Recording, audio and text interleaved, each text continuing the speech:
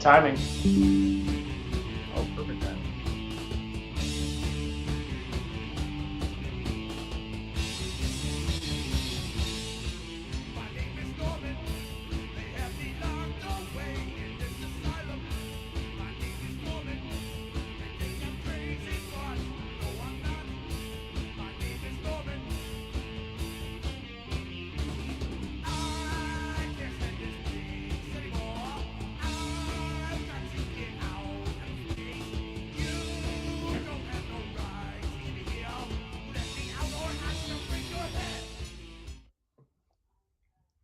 I love that song. All right, that was Norman by Madman Possessed, friend of mine from my Navy days who makes awesome music. If you want to, look them up on Madman Possessed on Instagram, YouTube, and Facebook. And look it up. You can buy their merchandise, their shirts, their CDs. He does a good job. All right, everybody. Welcome to the show. Tonight's going to be a little different. Well, let's start off. Welcome to Rainy Nights, the show where I interview people and ask them about motorcycles, their life, and what makes them who they are. So I think that fits in well with tonight. Tonight we have Bleek Rides, who is our resident funny guy and investigative reporter. If you follow him on his channel, it's Bleek Rides. He does murder mysteries, background on motorcycle stuff, and just cool history stuff. And he does a lot of research for his stuff. I recommend you go see him. We also have Emily McCormick. She is the mental health and addiction nurse practitioner at Stone of Hope. We have their little, there we go. All right, stoneofhope.co. I did spell that right. That is stoneofhope.co. That's their website. Check them out if you are in the, you need some counseling, need somebody to talk to, or if you know somebody who has a problem with addiction or recovery or just want to help somebody out, slip them that. So let's kick this off. This is new for me. This is new ground, but it's not a new theme for me. So we're going to start with Bleek. So tell us a little bit about yourself. Hi everybody, Bleek Rides, Bill Knapp, 43 years old, Iowa native, 18 years an addict, 10 years clean. I've been riding motorcycles, what are we going on, 5 years now? And in that time, I've really went head over heels into moto life, moto culture, moto community. Met Rainey along that journey. Have a wife, have a dog, a cat that's trying to proactively destroy my studio. And my life is an open book. I always figure if my stories of overcoming adversity can help someone, I'm happy to tell them. All right.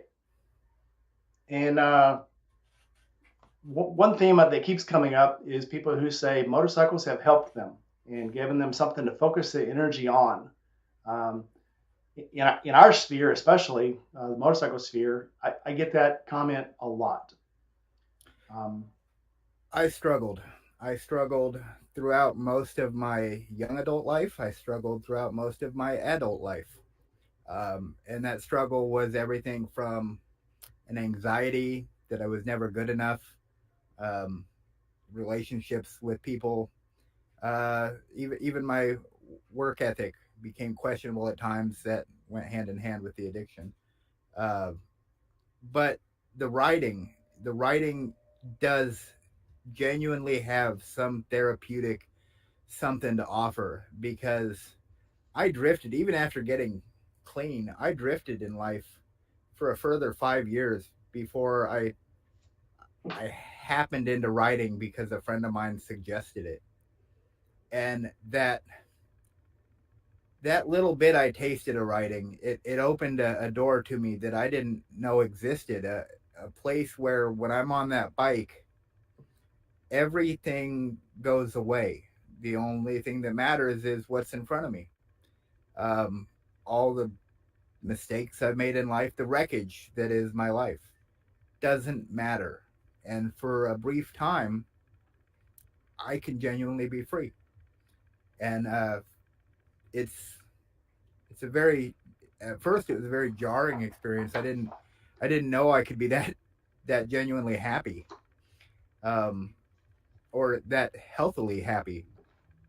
So writing has been very good for me. And I bet a lot of people get the same thing, because if you've struggled and walked the same roads that I've walked, there's a lot there's a lot of baggage to drag with you, and it can be rough, but you hop on a bike and it gets exponentially easier even for a time.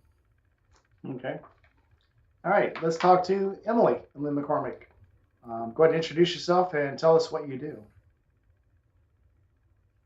Oh, your mic is off. You're muted. I didn't do it. I swear. There you go. Oh, you're muted. There you are. Can you hear me? Got you now. Okay, good deal. Well, I'm Emily McCormick. I am a psychiatric mental health nurse practitioner. I specialize in addiction as well. So I'm also I work with the Friend of God Recovery out of Amory, Mississippi. So I do some things with that program as well. Um, I have a clinic here in Pontotoc that I opened back in the summer.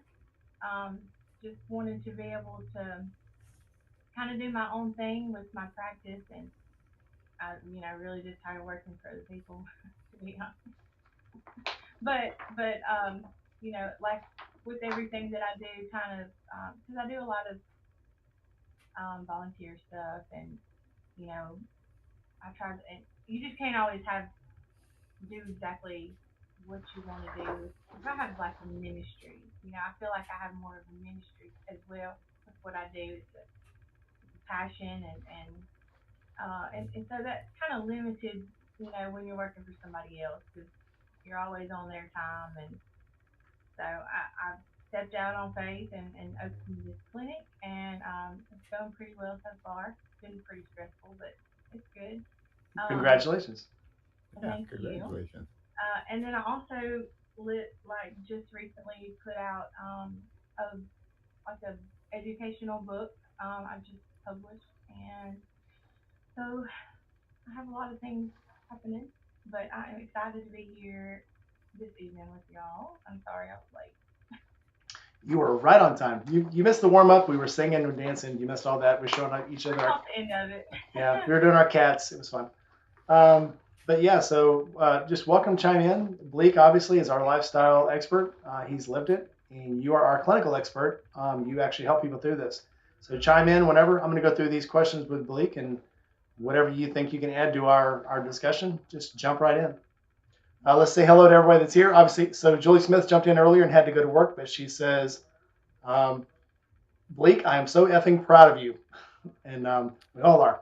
I am proud to call you my friend. I have seen you, even you were in recovery when I met you, but even since I've met you to now, you have grown as a person, changed as a person, become a beacon of hope to other people, and I helped other people in their recovery. It just awesome, man. I'm proud to be your friend.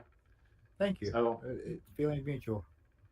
so we also have Diana Pillion style, my Pillion.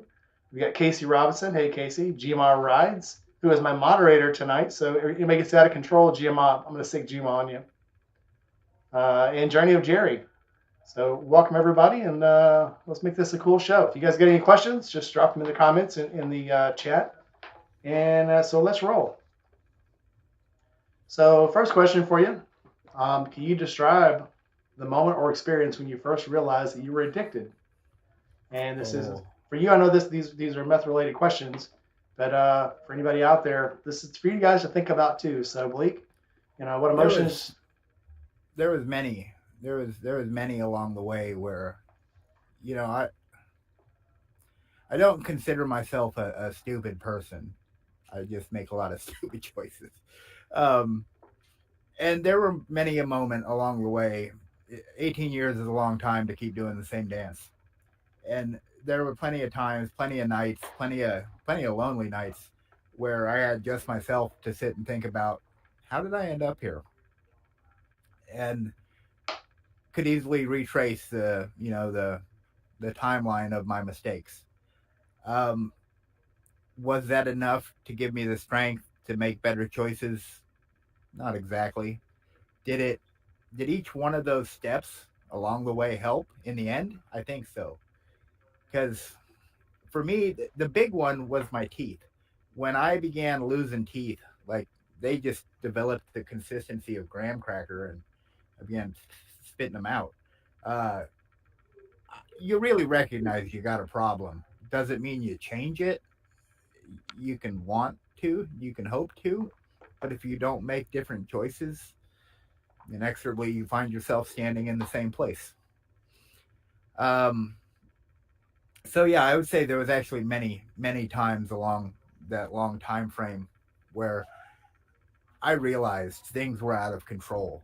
But and this I did a lot of NA and a fair bit of AA, and there's some statements in there about acknowledging that things have become unmanageable. Well, I was a real prideful person, and I couldn't acknowledge that. I was like, man, I can figure this out. If anybody can figure this out and how to make this life work, it's me. I don't know. I must have tried 1,000 different ways to make it work, and I'm not Thomas Edison, so I did eventually throw in the towel and say, this isn't working. But I had help along the way. I had really good people in my corner who just wanted to see me get better, to succeed at something.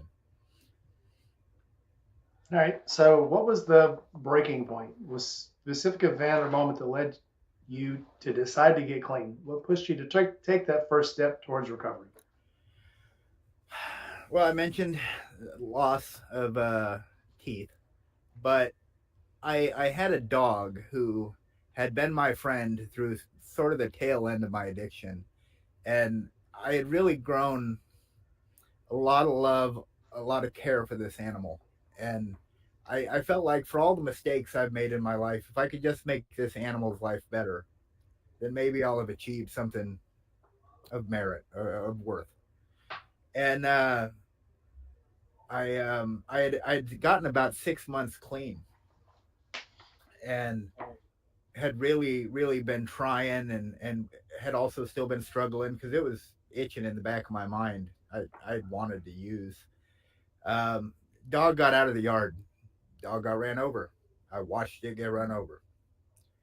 I cried like as anybody would, and it gave me a great big moment of introspection. I had been using. I went and I used.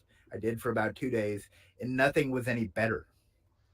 I was just as angry. I was just as sad. I was just as tore up. Actually, it was worse because I was high at the same time, and I didn't want to be anymore. And I realized in that moment, I don't want this anymore. I'm tired of loss. I'm tired of grief. I'm tired of giving things up. And now this addiction doesn't even help. It doesn't even help. So what am I really doing? And it was in that moment that the lady who would go on to become my wife had said, maybe it's time to ask somebody for some help.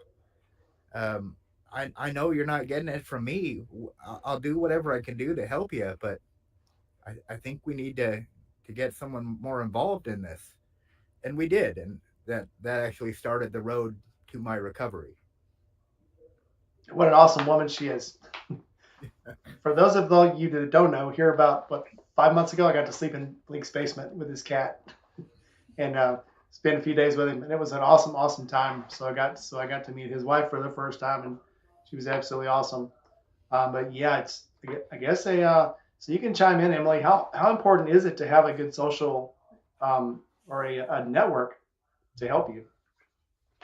Um, Pretty important. I mean, obviously, with you know anything, especially addiction, but mental health in general. I mean, you're always going to have better outcomes when you have that support, and so a lot of times that's hard, especially when by the time I see people, they kind of burn all their bridges. You know what I mean? And so it is hard for them to. It makes it even harder, I guess, when they finally reach that point where they do want to turn things around. And so it's like, you know, it's I would try to get them connected with people in the community support and whatnot. But of course, one big thing is we want to try to work on those relationships if we can, because it's huge to have them there and kind of going through it with you. And So we do a lot of education with, to the patient, but also the families as well, just to kind of, I feel like if I can help them understand that, this is a disease and that there is, real changes happening in the brain, like maybe it'll help. Not always. Sometimes it can. Sometimes it just takes time. But it's crucial to your recovery. It really is. Okay. So you say, do you know like the percentages or the ratios of people who can go through recovery that have a family and a support network and those that don't? How much does it increase your chances of recovery if you have a family and a network to back you up? Uh, I don't know like numbers because I'm not a number person. But I mean, I mean, surely way more than like half. I mean, 50%.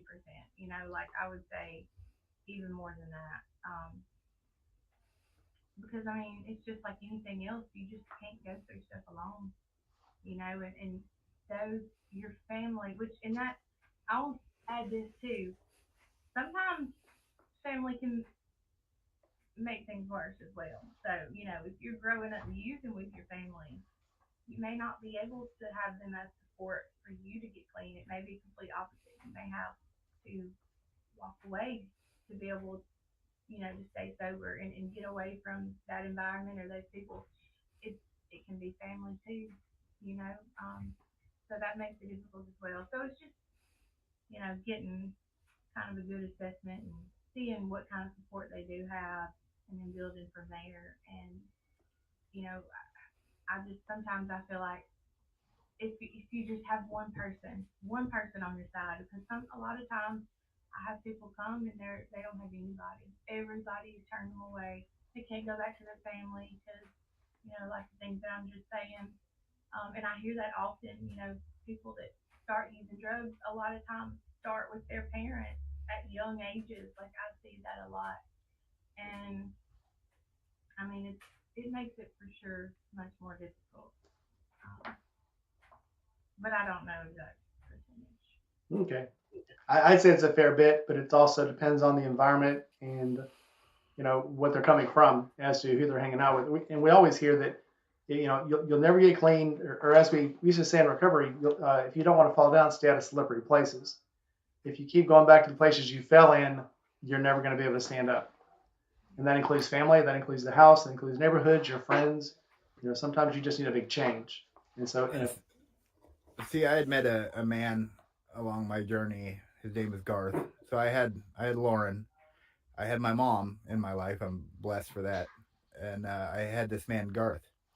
And Garth was the guy I had done work for. I had been staying at this apartment building, and it turns out he was the owner, and he needed some labor done. Well, he had struggled throughout his life with alcoholism in a big way. 30 years of just drinking and being very angry at himself. And he had gotten sober out in California, where they had real old school sort of AA meetings. And he was very much a guide to me along sort of how to even begin unshackling myself from the life I lived. He was the one who was like, "You, I'm just going to tell you, you can't keep any of these people that you've called friends. If they're people you've used with, you can't keep them around." And I didn't really know what that meant. I thought he was telling me to get rid of all my friends. Well, I can look back today and say none of those people are still in my life.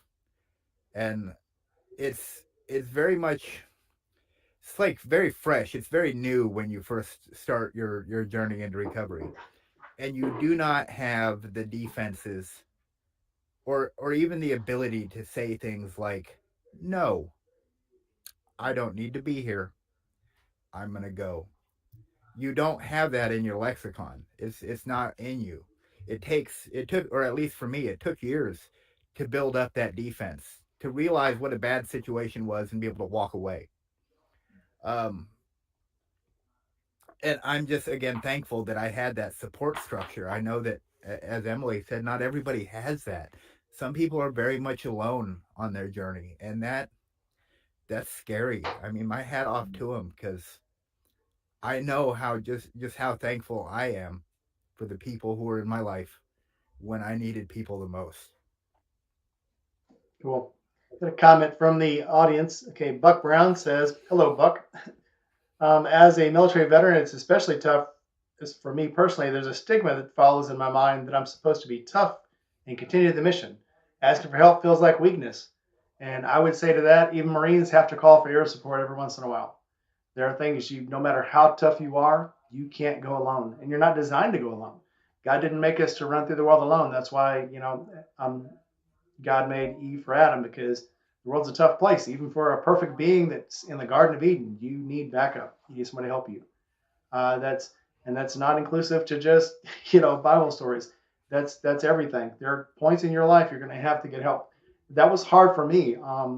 I found a good counselor, and I've gone through a recovery program. I've gone through counselors, and I got with a counselor and told him just enough to make it through recovery and graduate. I did not trust him. I went to another counselor. Didn't trust him. Talked to him just enough to get what I needed to get through the day and satisfy my yearly requirements, and went somewhere else. I did finally meet a psychiatrist there in Memphis that gave me exactly what I needed, exactly, not just for that moment, but he actually helped me. I had to go through a few to find them. And to that, I'd say, if you're asking for help and you're not getting it, it's not because it's not there, or it's not because you're not worthy, or it's not because you're not supposed to have help. It's because you haven't found the right person to help you yet. Um, I'm sure, Billy, there's probably a lot of people in your life that told you you don't need to be on meth, but then just couldn't tell you how to get off of it, couldn't tell you what to do with your life until So you, stop using that stuff. yeah, until you found Garth. Hats off to Garth. You've told me lots of cool stories about Garth. Garth is a godsend. And I'm glad he was there for you because now you're here for me. So Well, and he continues to teach me to this day, how to be humble, how to how to be available to people, how to give back. He said, now that you've gotten everything from it, it's time to give back. And some of those statements have carried a lot of weight with them, and have given me a lot of food for thought. So yeah, I'm so thankful.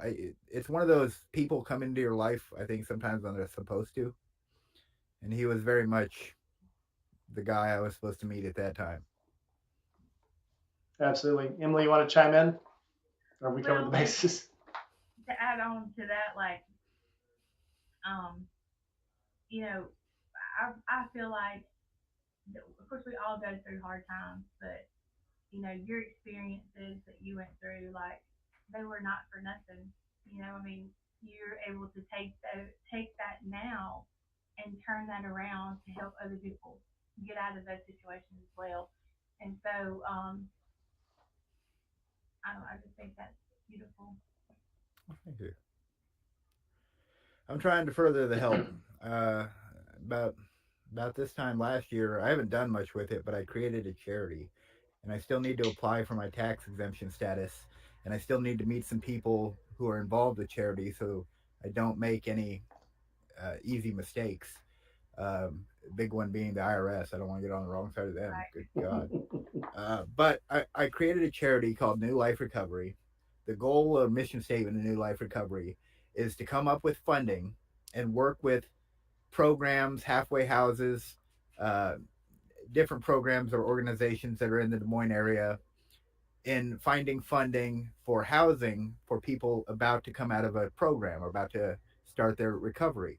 Now, Mhm. I know that there's stuff available like Section 8 for people who are very low income, and I know that there's stuff available for women and children, but I don't see a lot of stuff available for people short of halfway houses that are struggling with addiction.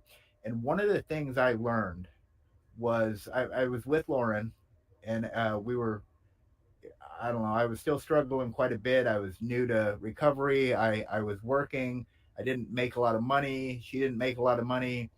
And we were really struggling because I had a slight criminal record. I had this offense against property where apparently I broke something in a hotel room and they charged me for it. Um, Rentals didn't want to touch me. And I ended up getting a place at a very sketchy apartment, seedy.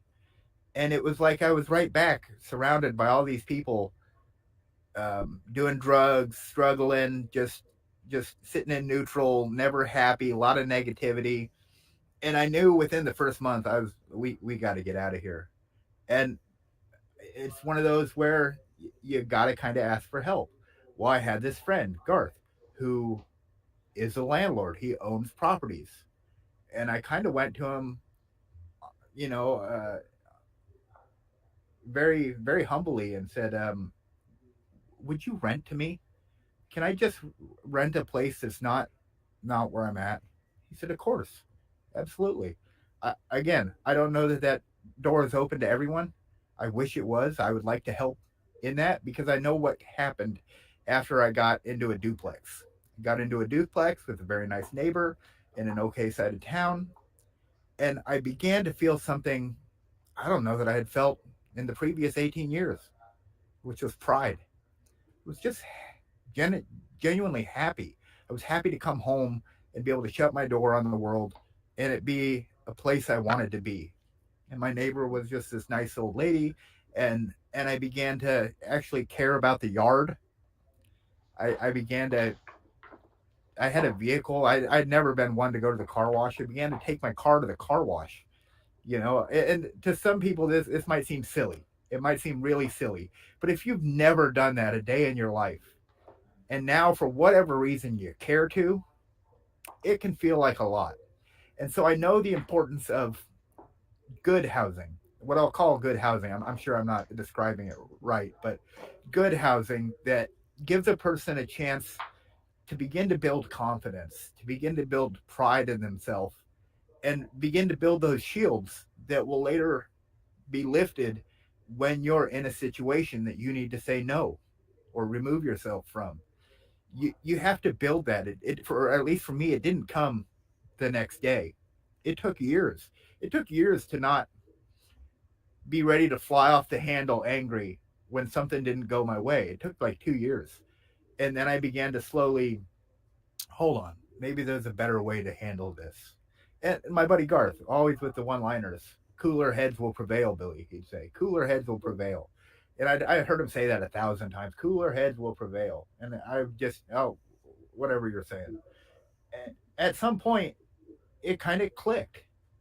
Hey, I don't have to react. What's what's a different way to think through this? Okay, so I'm in a financial deficit. Rather than being angry about it, what can I do today that might make it better? What can I plan for tomorrow that might lead to something better?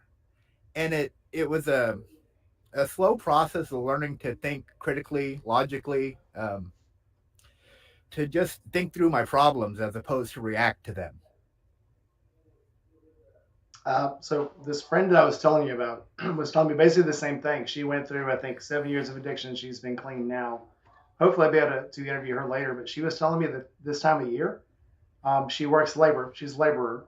This time of year, the work's not that good. She's got to stretch out more. She's got to put herself out on the corner, for the pickups for these work crews and stuff more and more because there's not a steady work every day. But she says my car's crap. My job is sporadic, and I have a place to live. That but I'm kind of still worried about my bills. But compared to where it was 3 years ago, where I didn't have a job, didn't have a car, didn't have a place to live, and not sure where I was gonna stay. Um, my life is immensely better now. I'm not maybe not into first world problems, maybe, but I'm still, instead of living in a ditch, maybe I'm in second world problems, almost in first world problems. So I'm making better things. So, but like you were saying, now you have something to work for. If you can put something in your life that's worth fighting for, that's worth working for, that's worth getting up every day for, you've got something, and it becomes a sense of pride, like you were saying. Well, and I tell my wife I work hard so that our motorcycles can have a better life. Yes, I got you. I got you, fam. I got you. um, we both know a guy, and remember he put this on his show that talking about homeless people and giving homeless people money. Um, you get into this stinking thinking, and you may have seen the same episode, but he says, he's going to give this guy $20, and somebody that was with him said he's probably going to go spend it for drugs. He's not going to give it. He's not going to go buy money, food with it. And but Josh is like, to him, he's like, okay, I got $20. I can go buy food for today, or I can go buy a rock, and I won't be hungry for 3 days. To him that makes perfect sense. Because he has nothing else to live for. That's his entire life revolves around his next high, and it's this is the world they live in. Here's the folly I see people fall into. You do not know what tomorrow holds. You could give that man $20 and he may not be able to find a rock. And maybe he ends up buying a meal. And maybe he ends up getting some sleep. And he has to start the hustle 2 days later. But in that 2 days, he missed a bad batch somewhere that would have taken his life right from him. The world is a mysterious place. And we're all just trying to survive in it. And I think the moment you begin to believe you have some ESP or some thought about the future, well, go put some money in the market and see how you do. Good point. Yeah, we all, who knows where, your next piece of hope is going to come from, or your next piece of help is going to come from. You might be buying that slice of pizza instead of that rock and meet the woman who's going to be your future wife. Is that what happened? No, we had met through a friend, and she was aloof. She didn't want to do. I'm 10 years Lauren's senior. I think I probably came off as dirty old man, but I'm persistent. If I know what I want, ain't nothing gonna stop me. I'm pretty, or thick-headed might be a better way to put it. So I just kept calling, and I'm, as you put it, a funny guy. I'd call her up. I'd sing her songs. I'll tell you what, if I can get your toes tapping, I gotcha. Door's open. Yeah, gotcha. Door's open.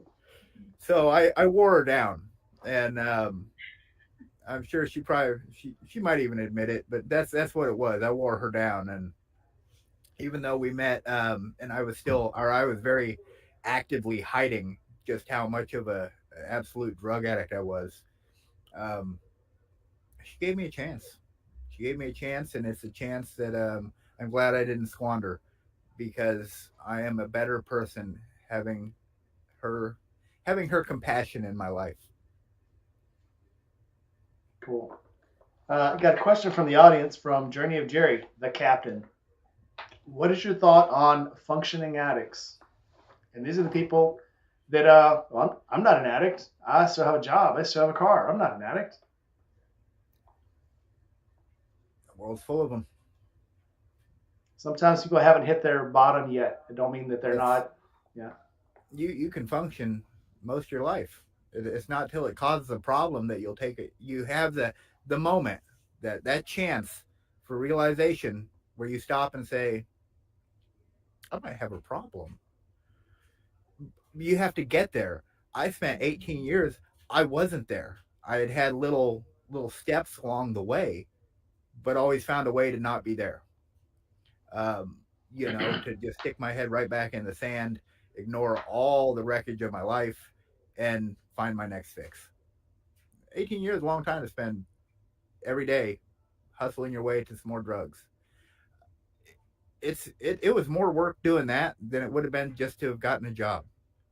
The crazy harebrained schemes I'd come up with that were gonna get me some money so I could just buy the legendary amount that would allow me to ride off into the sunset. Like I said, I tried 1,000 different ways to make my drug life work. And I don't consider myself, I got a good education growing up. Iowa has incredible schools. So even if you're half paying attention, you're going to get a top-notch education. So I didn't consider myself a stupid person, but I was really, really, really good. I had made a vocation out of making stupid choices. In recovery, we used to say, again, this is back to this stinking thinking. You can always point to somebody else and go, well, hey, at least I'm not that bad. And we went to back when I was I was still doing AA meetings. we went to one, and I'd been in AA for probably 3 years, and we went as a group. I took a group with me, and we went to a biker meeting. And this guy was standing there, and he's like, "Yeah." And we were talking about things that used to make us drink. And he says, "Yeah, I used to, me and the old lady got in a fight. Ended up stabbing her, but I didn't drink over it." And one of the guys with me said, "Well, at least I ain't that bad." And I started kind of thinking, well, how bad do you want to be? Right. Do you want to keep working until you're there? I mean, how far do you want to go with this? Well, I grew up in the 80s. So we had a lot of PSA stuff in the 80s. We had a lot of government help in the 80s. We were coming out of the 50s, 60s, and 70s that had a lot of push towards giving you the knowledge to understand the world you're in. And so there was commercials that are burned into the back of my brain. One was about an egg, like this is your brain. This is your brain on drugs. And the other one was, and it was like a one-liner. Nobody grows up and says, "I want to be a junkie." And I mentioned those steps along the way. I can remember at one point thinking like, "You've achieved it, bud. You're there. You're you're a junkie. How do you feel about that?" And I found a way to get over it and go get high again. But those thoughts would stick with me. Those damn commercials stick with me. I'll never forget them. And I guess looking back, it was a good program because I'll never forget them. I don't. This is some opinion. I don't like the modern sort of we're gonna hold your hand through addiction stuff that I see. I think Portland was a big one of it, where they provided vending machines with clean drug paraphernalia in them. In my opinion, that's a terrible idea. I remember having to go face a pharmacist and ask them, "Hey, I need a 10 pack of these insulin syringes," and having to deal with the looks they would give me and the goofy questions. Well, what kind of insulin syringes do you need? And this cat and mouse game, and having to think my way through that, and not just being given tools to go harm myself, having to actually own up to somebody, even if it was just an interaction with a pharmacist. um, I think that stuff matters. I think if you're at all a logical person, if you have anything going on up here, at some point those little steps along the way are going to give you pause and give you that chance at that moment where you say, maybe I have a problem. The one that from the '80s that sticks with me is back in the crack days, when the Say No to Crack days. These four high school kids run around the corner and they're all giggling and laughing, and one of them goes, "Hey, you got it?" He goes, "Yeah, I got it." And they pull out a crack pipe, and they're taking turns hitting off of it, and they're giggling and they're laughing, and they look down, and this bum on the street is all dirty and nasty, big growth of beard, clothes are all messed up, and he's reaching up at the kid going, "Can I have a hit? Can I have a hit?" And the kid's just looking down at him like, and there's like, don't let it be you. And it's the flashback. And what was weird is they made the young kid look like the old guy, like, Oh, interesting. you know, and the kid's looking at him like, that could be me. There's a lot of importance there. There's a lot of sort of, I don't know, mental gymnastics. People are really good liars. People are really good at lying to themselves. I know I was a king at it. um, I could have went toe to toe with a New York lawyer when it came to what I was willing to put up for my defense. And you got to have things to help break down that wall, because it's what it is. It's a great big wall you put up. You only take so many stones and arrows before you're like, yeah, I'm tired of feeling this way. And I remember having like the picking pox and little spots on my face, and just wearing like ninja masks so my family wouldn't see what the hell I had done to myself, and hiding out like some kind of damn bandit from the world so I could continue this stupid drug addiction. And the lengths I would go to again to justify what I was doing. I mean, it would have just been so much easier to live a normal life, but apparently I needed to do all this to figure that out, to get me to a place where I was ready to live a normal life. And if I could tell anyone, man, stop while you're ahead. Stop. Just stop. Find someone who's willing to help you and get through it quicker. Because, well, look, now I've been riding 5 years. Regrets are silly, but I still get them. Um, I wish I could have been riding my whole life. I went from skateboarding, and I was pretty good at it, to and a big fan of the arts. I loved creating art, to a full blown drug addiction, and that became my 20s and into my 30s. I mean, I I would tell anyone who's wishing they could do something different, find a way. I mean, if you gotta push a peanut across the floor with your nose and it's gonna lead to your sobriety, do it. Um, it's gonna be better. Life is so much better. I'm not saying it's gonna be great, and part of becoming the person I am today was figuring out what's right for me. Um, kind of, and I'm not trying to sell myself short here, but kind of the acknowledgement that maybe I'm not going to be the next Jay-Z or Bill Gates or have some $100 million home on the rocks somewhere. Now, 10 years clean, 6 years a homeowner, I'm happy that I own a little 600 square foot bungalow. It's mine. I worked for it. I worked really hard for it. And it has a value not just of sticks and stone, but of heart and effort.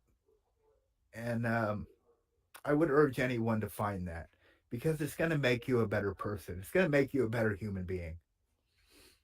Yeah, I think we can all say, well, there's a point in my life that I did something that stopped me from doing the thing that I feel like I was meant to do. But I think sometimes you're meant to do whatever, to go through whatever you went through. Even it is, we were talking about, before the show about sometimes you go through these things just where you'll have the capacity to help other people. And we always say, well, but for the grace of God, there go I.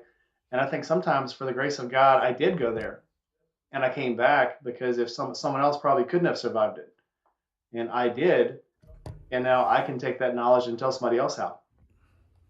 Yep. Because sometimes I think, again, go back to the Bible. The Bible is not full of roses and people that became rich, following God and doing what God told them to. It's full of people who suffered and came out of that suffering to tell other people how to get through it themselves.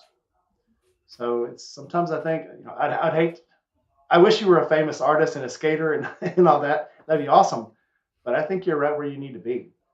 Um, Well, and my buddy Garth, he said something about, have you ever noticed the greatest artists or the best writers are the people who struggled the most? yeah, you didn't have it easy. Yeah. But that's what I think, those experiences is what makes it good. Um, but yeah, you get off of this a little bit. I mean, my daughter asked me one time why Russians make such scary horror movies. Well, why can't we make horror movies like that in America that are actually scary and not just gory and bloody and stuff? I was like, because they live a real horrible life there, and their version of horror isn't just, oh my God, I opened the drawer and all the spoons are dirty and now I have to wash them. That's first world stuff. They have real trauma that they have to go through every day. So their version of something horrible is much worse. Well, and we don't realize. So, having traveled internationally now, I went to Colombia. I'm looking at going to Rio this next year. Um, Going to places that do not have the opportunities we have here. Meeting a driver. We paid this man to be our driver through Colombia. Um, he worked something like 12-hour days, 6 days a week. Really long shifts. He had two kids. He lived in a square room. There was not a bathroom in his home. He had to go somewhere to find one or, use one. The opportunities are not there. That's what he can hope for. And he was very happy. He's got his kids, he's got his lady, he's got a job, he's got his health. There's nothing much else going on. There's work and then his family and playing soccer with his son. I didn't realize just how blessed we are here in the U.S. and just how wild or how high the sky really is for us. Because here we have every option available, every option you can imagine. You can be at the bottom, you can be at the top, you can be somewhere in the middle, and you can trade places with any one of those positions with the simplicity of a choice or a mistake. Yeah. And it's very humbling. It gives you again it gave me a lot of room to think about what I wanted out of life, what my expectations were versus what I was going to be able to achieve. And now, again, 10 years down that road of working at it, I make an okay wage. I make a wage good enough I can be happy. I got food on the table and a roof over my head, and and I have bikes. I have bike life. So I find I'm genuinely fulfilled. And that's okay. I don't think life is all about home runs anymore.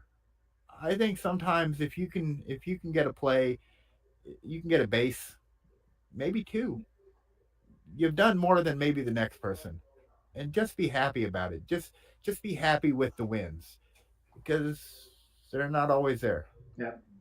And I have to add that Bleak makes a damn good roasted chicken in the air fryer. Oh, we got a new air fryer coming. I burned up the last one.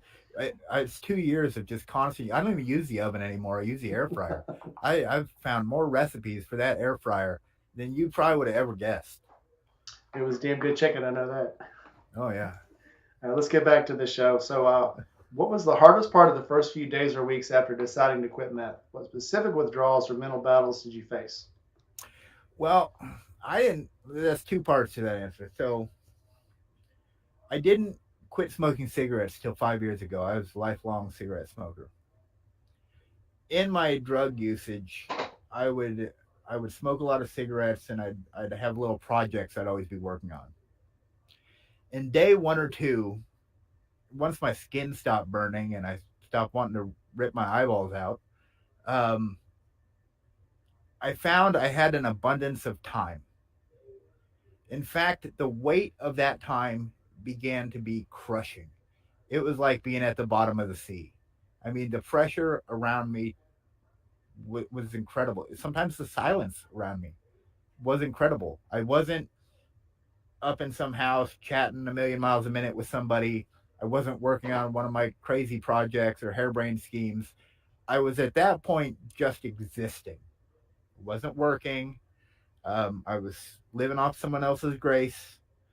Uh, and I had weeks to string together where sometimes it was a matter of just getting through a couple of minutes, staring at the clock, waiting for a half an hour to pass.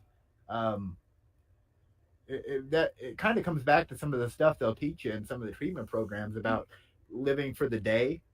Don't try to get overwhelmed, or don't let yourself become overwhelmed with the problems of next week or next year. Just try to get through today. And so sometimes it was a matter is just can I find something to do for the next half an hour? Let's chop the day up into that. Can we live through that? And that struggle actually ended for me ended up reawakening sort of a love for technology.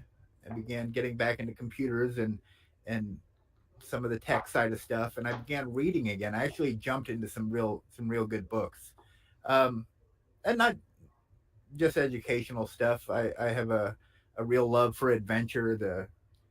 There was this I think it was Dirk Pitt series that was pretty good, and then this one writer Nelson DeMille who did these spy novels. Then Michael Crichton, he did this one called Airframe that was just a great read. Um, and so I began trying to fill my time with different projects, healthy projects, not the grinding on a piece of metal for 17 hours projects, but something normal, something useful. And I guess some of that would make itself known because then maybe later I'd be chatting with Lauren. She'd get home from working and say, what'd you do all day? And start telling her about the book I was reading or this little bit of stuff I was doing on the computer. And I'd be so excited about it. I mean, I think she'd see that something good was beginning to grow. But a lot of it was finding something to do with my time. And it was similar to when I quit smoking cigarettes 5 years ago. I had a similar sort of reaction where I would constantly be smoking, and I'd have an ashtray somewhere by me, and it was almost like magic. Another cigarette in my hand, I'd be smoking again. When I quit smoking, I found one. What do I do with my hands? They're free now, and I had all this time I used to spend smoking cigarettes. You don't even realize it till you smoke 2 packs a day, just how much effort that takes and how overwhelming free time can be, especially if you've never done anything productive towards organizing it into something useful. You can just stare at it like an insurmountable mountain. Um, I I remember I had gotten in trouble a couple of times in my life, and I went to county jail. I'm not a felon. I never went to prison or anything like that. Um, I feel bad for the people who've made those level of mistakes. I had my worst was going to county jail, and I had 6 months in county jail, not even for the meth, for some freaking marijuana. Um, I was trying to come down. I was just trying to ease a real bad come down, and I get pulled over with some car I'd borrowed, and what a nightmare it was. But I get 6 months in county jail for it. And I remember talking to somebody who was facing many, many years. They were going to be going to prison, and I was complaining about my little 6 month problems, and they're like, "That's small time, my guy. You're going home. You're getting out of here. You gotta change how you're thinking about it." And in fact, we don't even like to hear it. Those of us who are looking at big sentences, we don't want to hear that stuff.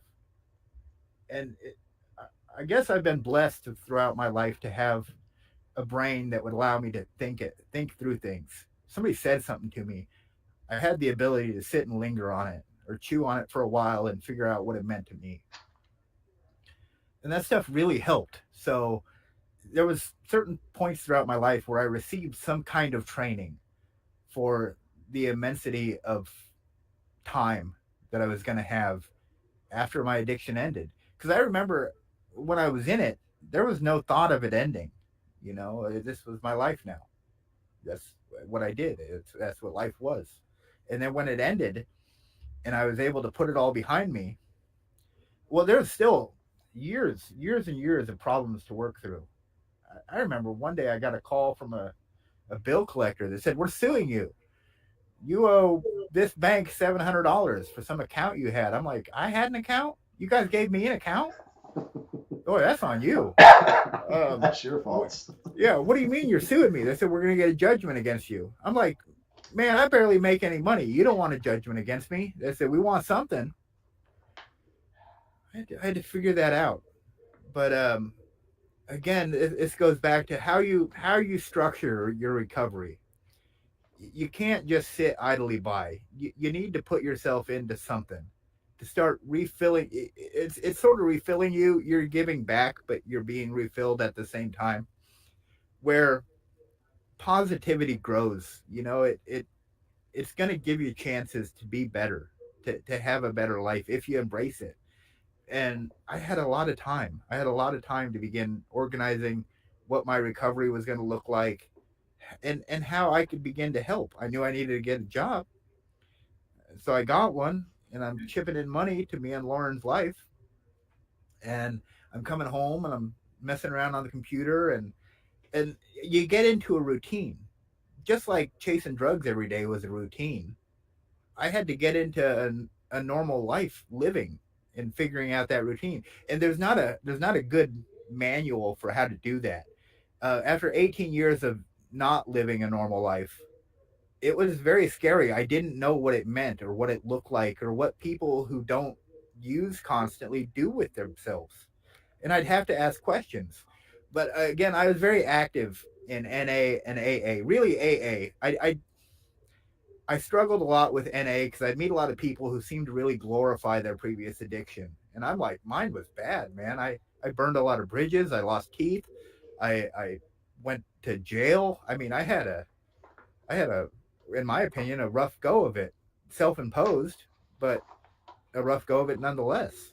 And so I ended up going to AA because I'd meet these old timers who had 30 years of sobriety, And the stories they'd tell would bring me to tears about how much their drinking had cost them. In some cases, loved ones. In some cases, homes or jobs or companies or businesses. I met a guy who I thought was the coolest guy. He'd owned a tattoo studio. Couldn't leave the booze alone. Got into it with his wife. Put hands on her. Ends up going to jail. Loses it all. Gets out. Goes right back to drinking. Crumples his car up. Almost kills someone. Goes to jail. And I'd hear this stuff and think like, man, I got to do something different. I got to do better. And then I'd ask him, well, what do you do now? I work. I try to rebuild the many years of destruction in that relationship. I try to just be okay with who I am today, and that stuff really helped. Talking to people that I could actually look at, like we're on the same level, and I know you've suffered, and I know I've suffered, and you're not somebody from some higher level telling me how I should live. You're giving me sort of what life can be. Yeah, almost like the Christmas tale, the three ghosts. Yeah, Showing you this is where your life is going, and that's the '80s commercial I was telling you about. That's why it's stuck with me for so long. Is because it's like, yeah, they're showing this kid and he's got everything in his life and he's a college kid and the preppy patch on his jacket and life is good and then you see this guy in the ditch and that's him in 20 years or 30 years, could be 50 years, could be tomorrow, and it's just you never know. Like you said, one bad decision, one good decision can change your entire life. I heard one a long time ago. What separates a cop from a criminal? One mistake. Yep. You've kind of touched on this, but we're talking the mindset shift. What beliefs or thoughts did you have to let go or adopt? I had to let go of the belief that I knew better. I didn't. My choices showed that. I had a long, long, long time to show that I could do something more, and I didn't. So letting go of the belief that I was infallible or that I had some clue as to what was going on was a big step. And just being okay with taking somebody else's advice, maybe even acting on it. It wouldn't hurt nothing, Try it out. Um, that was a big mindset shift, getting away from the type of thinking that always led me to the same place. Um, yeah. All right, we talked about I guess a lot of mental stuff, but as far as coping mechanisms in the early days of recovery or even now, what strategies or coping mechanisms do you use to deal with cravings or triggers or things that used to would make you use, but now you're like, I see you, I see what you're doing. So I mentioned the dog died, and after that, I went clean, and I really didn't look back. I'll say I was blessed about it. I I know a lot of people now who I've met, whether through programs or in life or through the internet, who still have it up on their shoulder, the old monkey on my back or the demon on my shoulder, and it's really hard for them to let that go. It wasn't as hard for me. I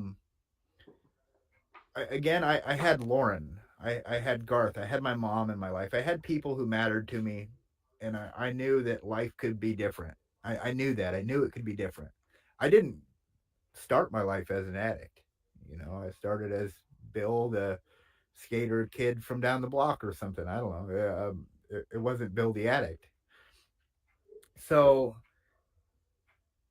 I guess the coping mechanisms for me were just finding ways to fill my time that I thought were constructive or would lead to something better.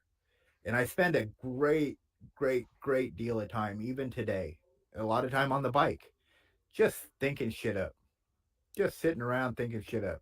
And I do it even at the risk of sometimes I think some of my relationships. I'm sure there's times where Lauren would rather have me be in the moment than off in my brain thinking about the next docu series I'm going to create. You know, um, but I would fill my time with a lot of stuff, and that was my coping mechanism. If I'm learning, if I'm actively listening and actively learning, that's all there is. There's nothing else to worry about. And so I would just ride that as long as I possibly could. Um, I also stopped any kind of contact with the people or the playgrounds that I was involved with. So, as far as coping, it's not like I was in a situation where there was drugs on the table and I had to make that choice. I got out of that situation altogether. Um, and then many years later, when faced with that situation, was able to stand in the doorway and say, "Nope, not for me," and turn around. But it took time to get there. I remember my first year as a maintenance tech. I was working for Garth. He gave me a job. Not only did he help me get a place, he later gave me a job. Um, and I had a coworker. His name was Chris, and Chris had never touched a drug a day in his life. And it was really good to have a friend like Chris. We didn't start as friends. We kind of started as adversaries. I was some drug addict guy that Garth had hired, and Chris was a maintenance technician, well qualified and put together in his life with a very nice family and a wife who's like an executive. So we're at this apartment building, and stashed by a washing machine down in the basement, I find a meth pipe with drugs in it. And I pick it up and I go running to Chris like a kid who had found his first piece of candy. Chris, Chris, Chris, look what I found. Look what I found. What do I do with it? And this was a real epiphany, actually, because Chris goes, "Is that a drug pipe? Throw it away." The thought had never occurred to me that that was some kind of option. But after that moment, I knew that that was some kind of option. You know, and it was stuff like that that again helped me to figure out what a normal life looked like. Having normal people in my life who I could look at and say, when faced with this situation, here's how a person who I deemed reasonably sane reacts. Let's follow that. You know, sort of the fake it till you make it. Well, if you're trying to relearn how to live a life, you got to find people who are doing well currently, and do your best to emulate that. Because I've never had any of the right answers. You know, I like to burn myself 2 3 times and then be like, oh, maybe that's hot. I shouldn't do it. But that's how I got through it. That's how I went through my coping or figuring it out, was fill my time with as much as I possibly could, stay away from people who would lead me astray, find people, fill my life with people who were competent, who were successful, who had the things that say in my heart I want to achieve, and do my best to learn to just sponge up everything they had to say. That's how I ended up becoming or owning a realty business. I owned a realty business. I told you about this. I failed at that business. I had a partner. That partnership crashed into the freaking mountain. The city of Des Moines had their hand in it with dinging me up on a foundation.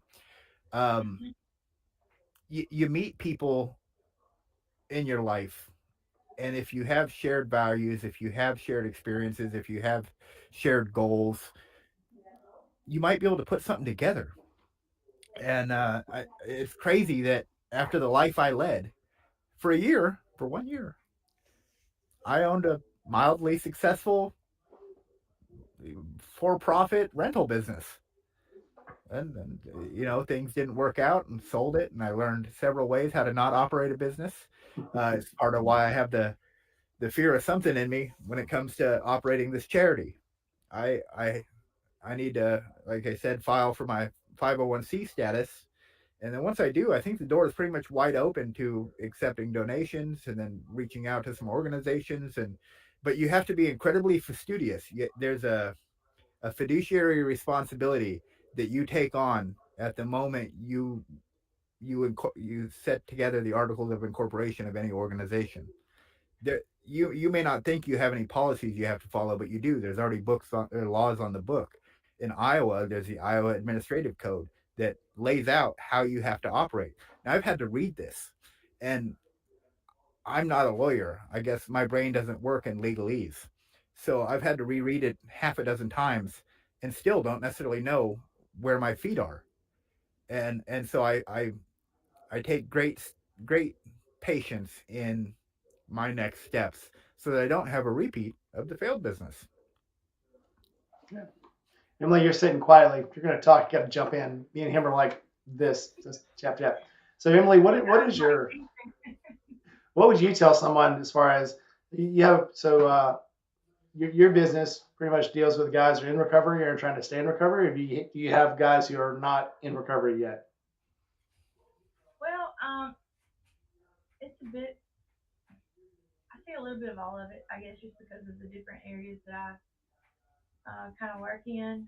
Like in my clinic, um, I do see a lot that come in, trying to get off opioids or methamphetamine, stuff like that.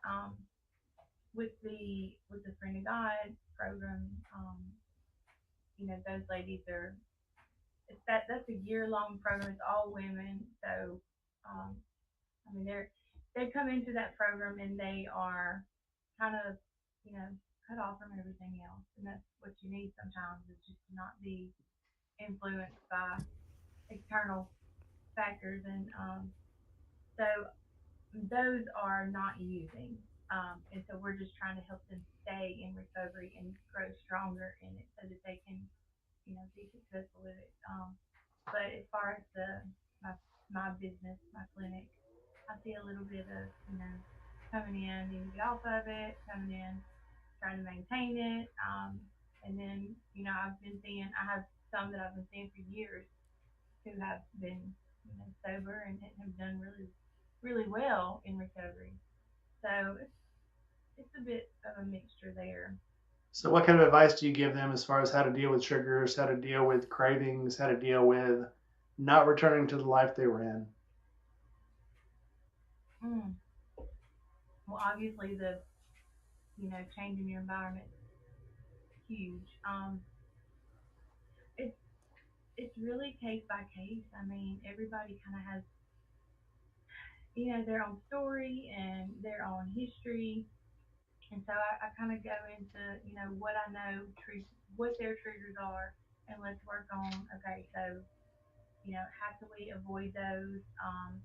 That's a that's a big thing is trying to avoid those. So maybe um, say they started using out of kind of a traumatic environment or a chaotic, abusive environment, and just to be able to kind of stay away from those situations or not put yourself back in those situations to be triggered by those because it can bring you right back to where you were, emotionally and mentally.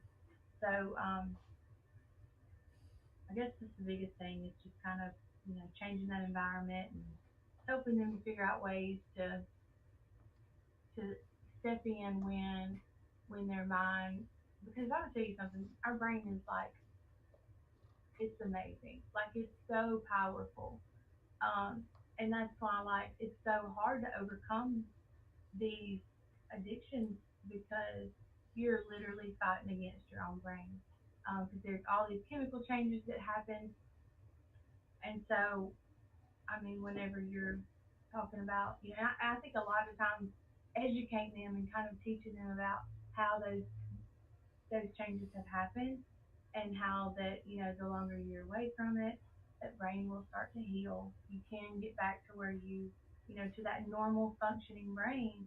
But I mean, it's just like when you, and I'm not going to probably say this terminology correctly, but when you hit the meth or whatever, that dopamine skyrockets in your brain, and it's so it's so much higher of an impact than just your normal dopamine responses. And that's our pleasure chemical, that's what gives us that reward and that pleasure. So I get it when you take that away, like you're used to those dopamine levels being way up here, and then now you stop, and it's like, what do I do now? Because I have to figure out how to find joy and pleasure in things again. Because Motorcycles, motorcycles, always motorcycles. and it's something different for everybody, and so it's figuring out.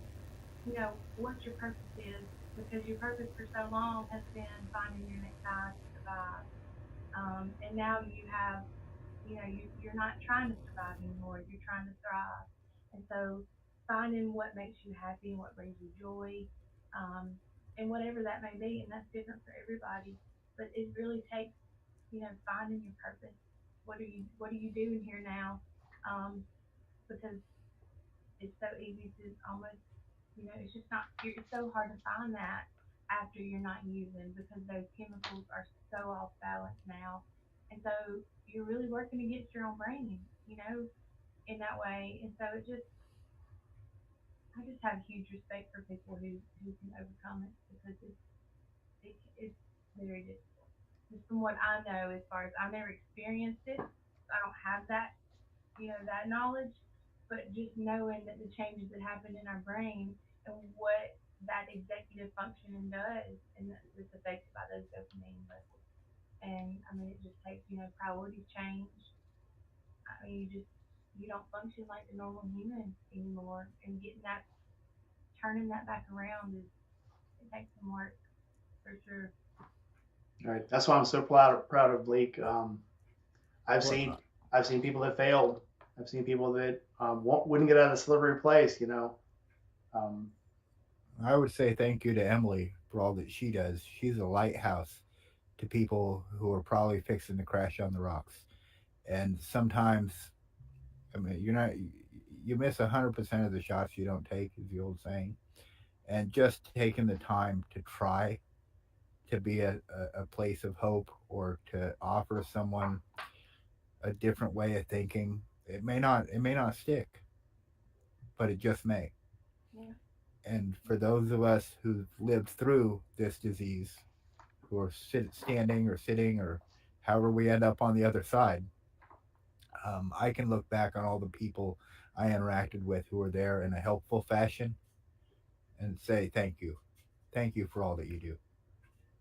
I'm reading on the chats. There's a lot of people who are going to Blake. You get this off the ground, you're going to get a lot of support. You'll get support from me, Jerry, Yeah. Gma. Well, I found a lot of joy in it. I still on occasion go to an NA meeting. It's called New Beginnings. It's over on the south side of Des Moines, and it has a lot of people who are really fresh to recovery. And for me, it's a chance to make a pot of coffee for people, to maybe tell my story, to listen to theirs, and it gives me a 1,000 foot view or 10,000 foot view of where I'm at and where I came from.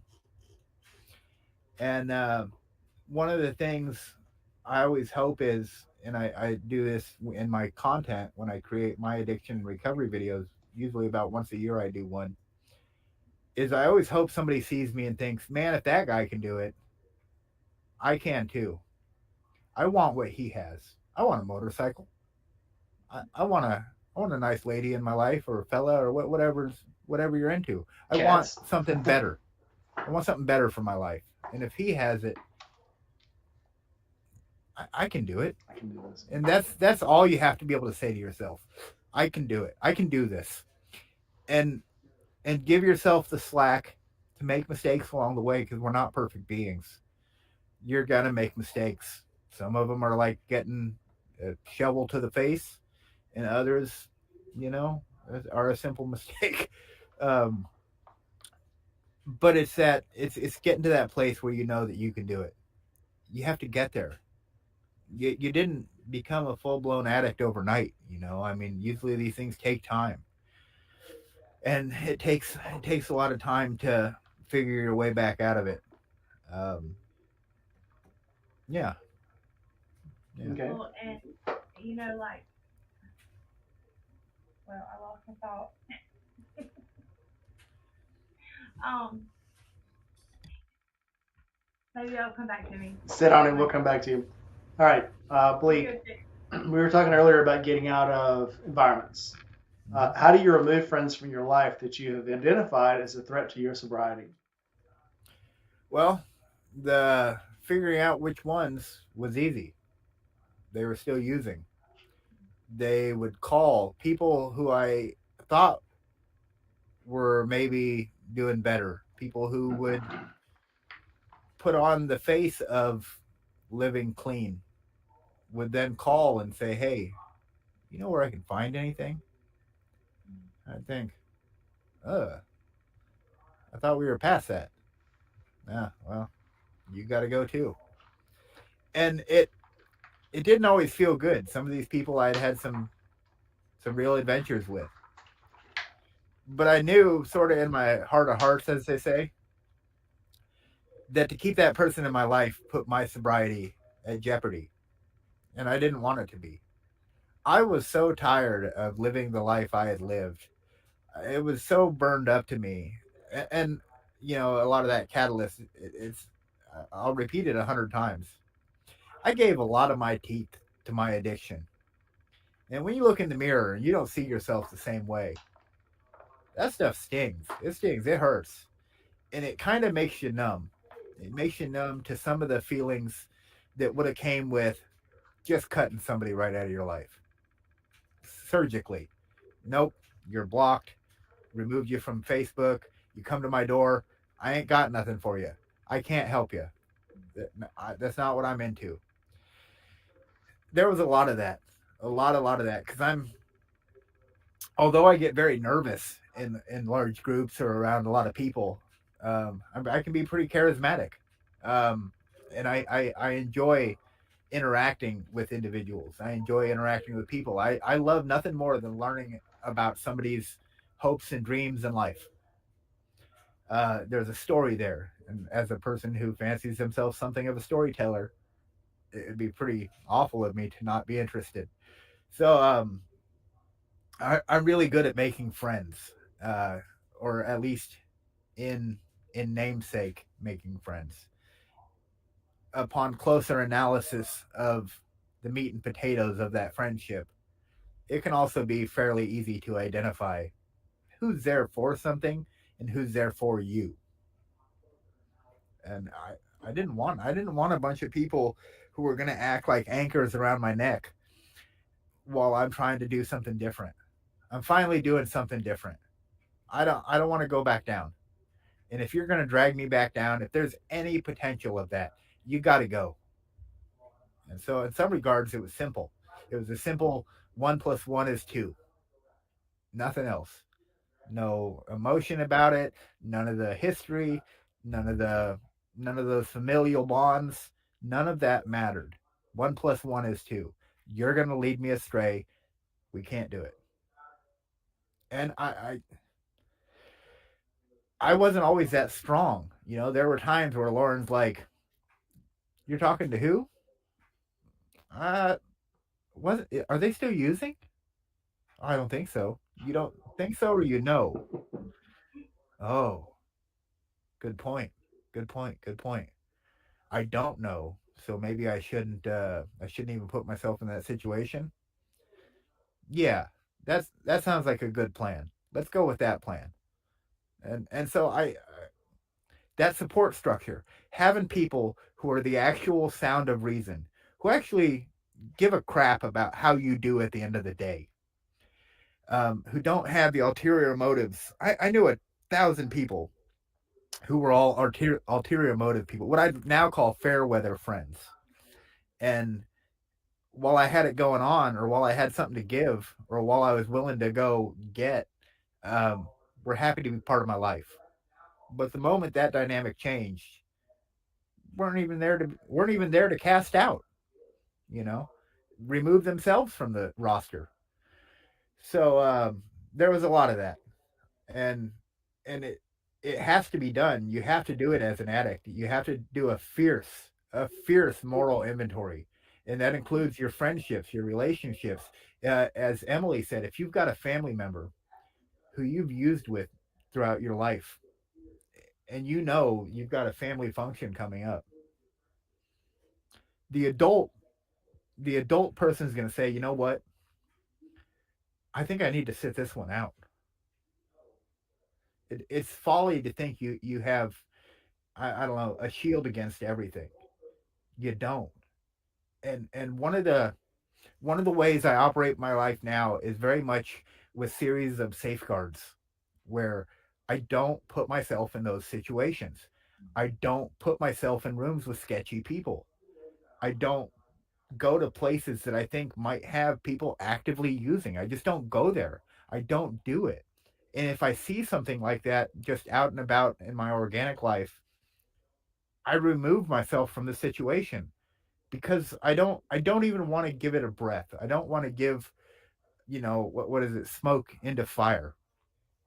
I don't want to give it a chance to burn. I really like my life today.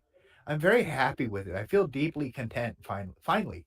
43 years of living on this rock, and I feel a sense of contentment now. And I don't ever want to lose that. I don't want to lose the person that my wife and my mom and my friends see today. It took a lot to get to that person, and I don't want that work to be for nothing. I want it to have dividends for the future. And it's a lot easier to maintain than to start all back over. Yeah, that brings actually to our next topic: rebuilding trust. Addiction often breaks relationships up. How did you how did you rebuild trust with family, friends, and loved ones who may have been hurt during your addiction? A lot of them, it never did. There's a lot of bridges I burned in life. Those people will probably never come back to my life. I burned up that chance. Um, I rebuilt the ones I can. Having a good relationship with my mom, who I know I put through hell. I put her through hell. She cried over me. She languished over me. She probably had nothing more than hope for something better for this son of hers. And knowing that there's been times where I've been Johnny on the spot, able to help her when she needed help moving, able to loan her some money when she was in a tight spot, able to help with her vehicle when she needed to jump. Being a person who could be counted on, who could actually be accountable, who, if I said I was going to do something, was believed in the other person's eyes and ears that I was going to do what I said I was going to do. That stuff has a value. It has a very big value. It's worth its weight in gold. Um, and you're not going to get every one of them back. I don't think you should. Maybe some of that has to stick around because it has to remind you of why things are the way they are. You have to be able to look back and say, yeah, my behavior was awful, and I have no right to that person being in my life. You can hope they come back. I'm old But enough to remember that one of the 12 steps is actually didn't change, but it kind of got modified. It used to say we made amends to those people who we have hurt. And that's changed along the way to we make amends to those people that we hurt when possible, if it won't cause more suffering. lasting, more damage. And Yeah. I think the NA and AA kind of use the same phraseology, just a little bit different. But yeah, sometimes you can try to make those amends, but it's just not going to be possible due to either your own downfalls in not getting to them soon enough, or you just hurt them so bad at the time, or sometimes it's not just you, it's them. We used to say in one of the meetings I went to in Norfolk that there's a very thin yet high wall between trying to help someone else and trying to maintain your own serenity. And sometimes you have to know when to say, I'm staying on my side of the wall. I'm sure you do just like I did. You have friends who are like, well, you said you were going to help me. And you said you were going to come to me when I needed you. And it's like, yeah, but you're not serious enough about needing You're help yet. not I you're need not to stay helping on this yourself. side. I need to stay on this side of the wall until you are serious that you need help. Because I can't go over there and drag you. I used to have friends that wanted to say, well, you said you'd be there for us. We need you as our designated driver, or we can go to clubs. I'm like, no, no. Again, stay out of slippery places if you don't want to fall down. You can't keep making the same insanity. You can't keep making the same decisions and expect a different outcome. Because I did that a couple of times and they were like, hey, remember the time we did this and we got so drunk and we did this and we did this? And I'm like, actually, yeah, but I remember what happened afterwards too. Yeah, I probably shouldn't be here. I'm not doing this one again. Um, but I've brought people to AA when they asked me to. Um, but when they just wanted to go out and go out in the town and let's go out, let's not drink tonight. Let's just go out. You're going to keep me from drinking tonight. How about we not go out? Yeah. How about we go to the movies instead? How about we go eat somewhere? Let's do that. And they're, oh no, dude, you're no fun anymore. You're right, I'm not. I had a counselor, an addiction counselor, tell me once. I don't even remember where this was. Um, long storied life of mistakes. You just forget a lot. But I know it was a counselor, and a counselor said something to the effect of, "If you're already having a good time, why do you want to change that?" People get into this line of thinking where, "Hey, we're having a good time. We should get some beers. We'll have a better time." Well, you're already having a good time.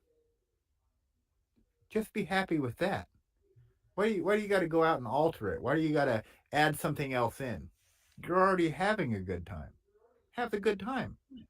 And there's something in there. There's a little nugget of truth or wisdom or a little something great in that thought, because it allows you to take a step back and say, well, yeah, I am having a good time. I don't need anything. I don't have to do this. I can be okay just being okay. Good point. Red Rider's in the chat throwing I facts. saw her. Yep. She says watching someone you care about be a slave to a drug is very difficult to deal with. Absolutely. I forgot to say hello to Clutch Queen. She was in earlier too. But it's like I say, it is strange how much we've all been impacted in our even in our little circle about people who, you know, as innocent as any drug kind of sounds like.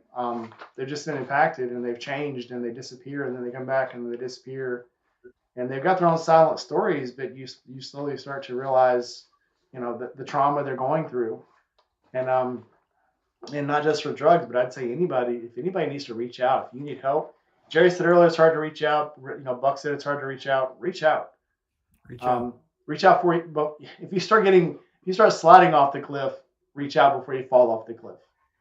You And be know, aware, if you post that stuff and I have your phone number, I will call you. I've had people reach out to me on Instagram saying, I'm really struggling. I just need someone to talk to. And I pick that phone up immediately. I mean, I'm not perfect. I wouldn't say my home run score is 100.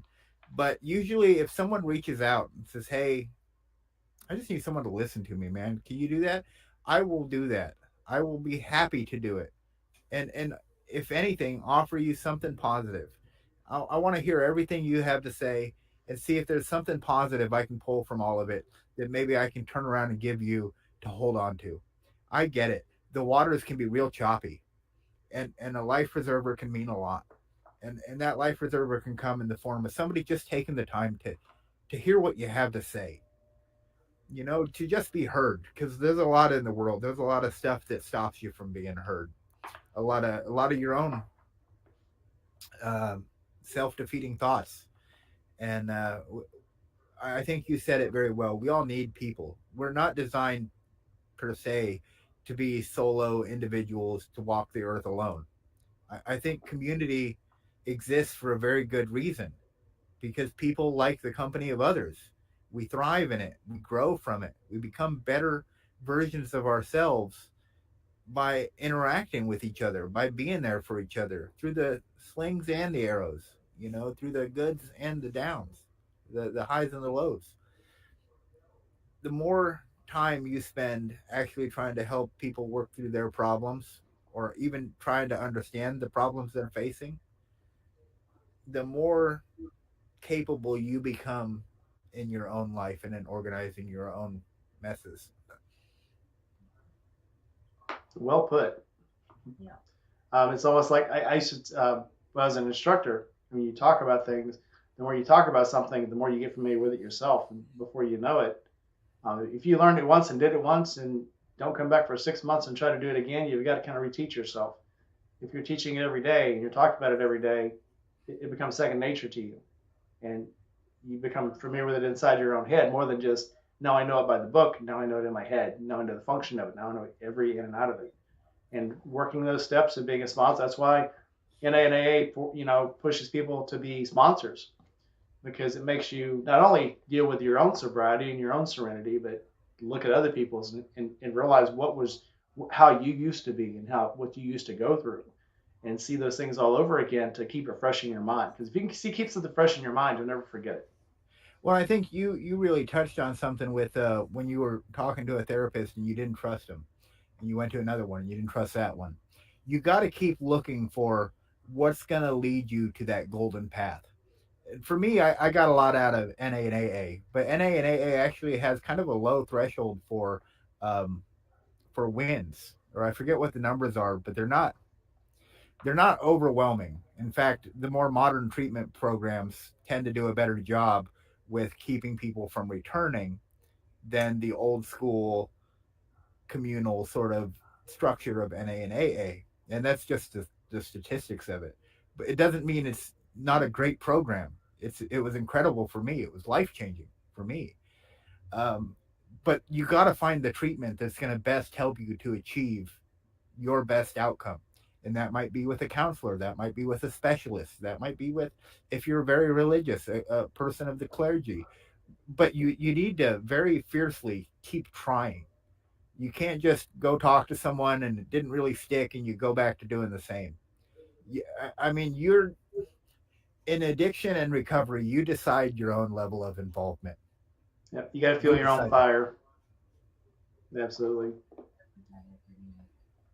What was that, Emily? You got to put that effort in. I You mean, have to, yeah, you have to work it. You have to work the steps for the steps to work. I remember that. well, uh, and to go off of kind of what he said earlier, I'm taking notes now so I won't forget my thoughts. I have too much going on up there. Um, but talking about what you do and how you are trying to like reach other people. I like I said earlier, I don't I haven't struggled with as far as addiction like that, but I have struggled with mental health stuff, and so I know what it feels like to not have hope, and that's a very scary place to be. And sometimes if you can just like be that one piece of hope for somebody, something you say or something you do, or just being a listening ear, just to offer that little bit of hope that might be just what it takes for them to just really grab a hold of, and pull them on out. So I think that's huge. But also, and I'm kind of like backtracking here a little bit, but talking about removing those people out of your life, like in those kinds of situations, I feel like you really are. It's from a good place because if that relationship down the road is ever going to be mended, it's more likely if you if you go back to that person or you continue that relationship like it is, you're more likely to fall back into it. But if you can step back and keep that distance and keep your sobriety, then you might be the reason that they get sober one day too. You know, and so it's like y'all instead of y'all both going back down that that road of addiction, taking yourself away from that person and then seeing that, I feel like that comes from a place of love. And I know that doesn't always happen and that's not always the situation, but it could, just you staying sober could be what brings them on over down the road too. Does that make sense? yeah. Ghost made a good point. Jason Ghost. She says she got drunk, ended up in an argument with a bull, and lost. Oak Tree won when the hospital gave me my stuff back. My wife's number was in the wallet. Didn't know who it was, so I called her, and then we met. This was before she was married. She goes, her wife doesn't drink or do drugs, and it was a miracle I ended up with her.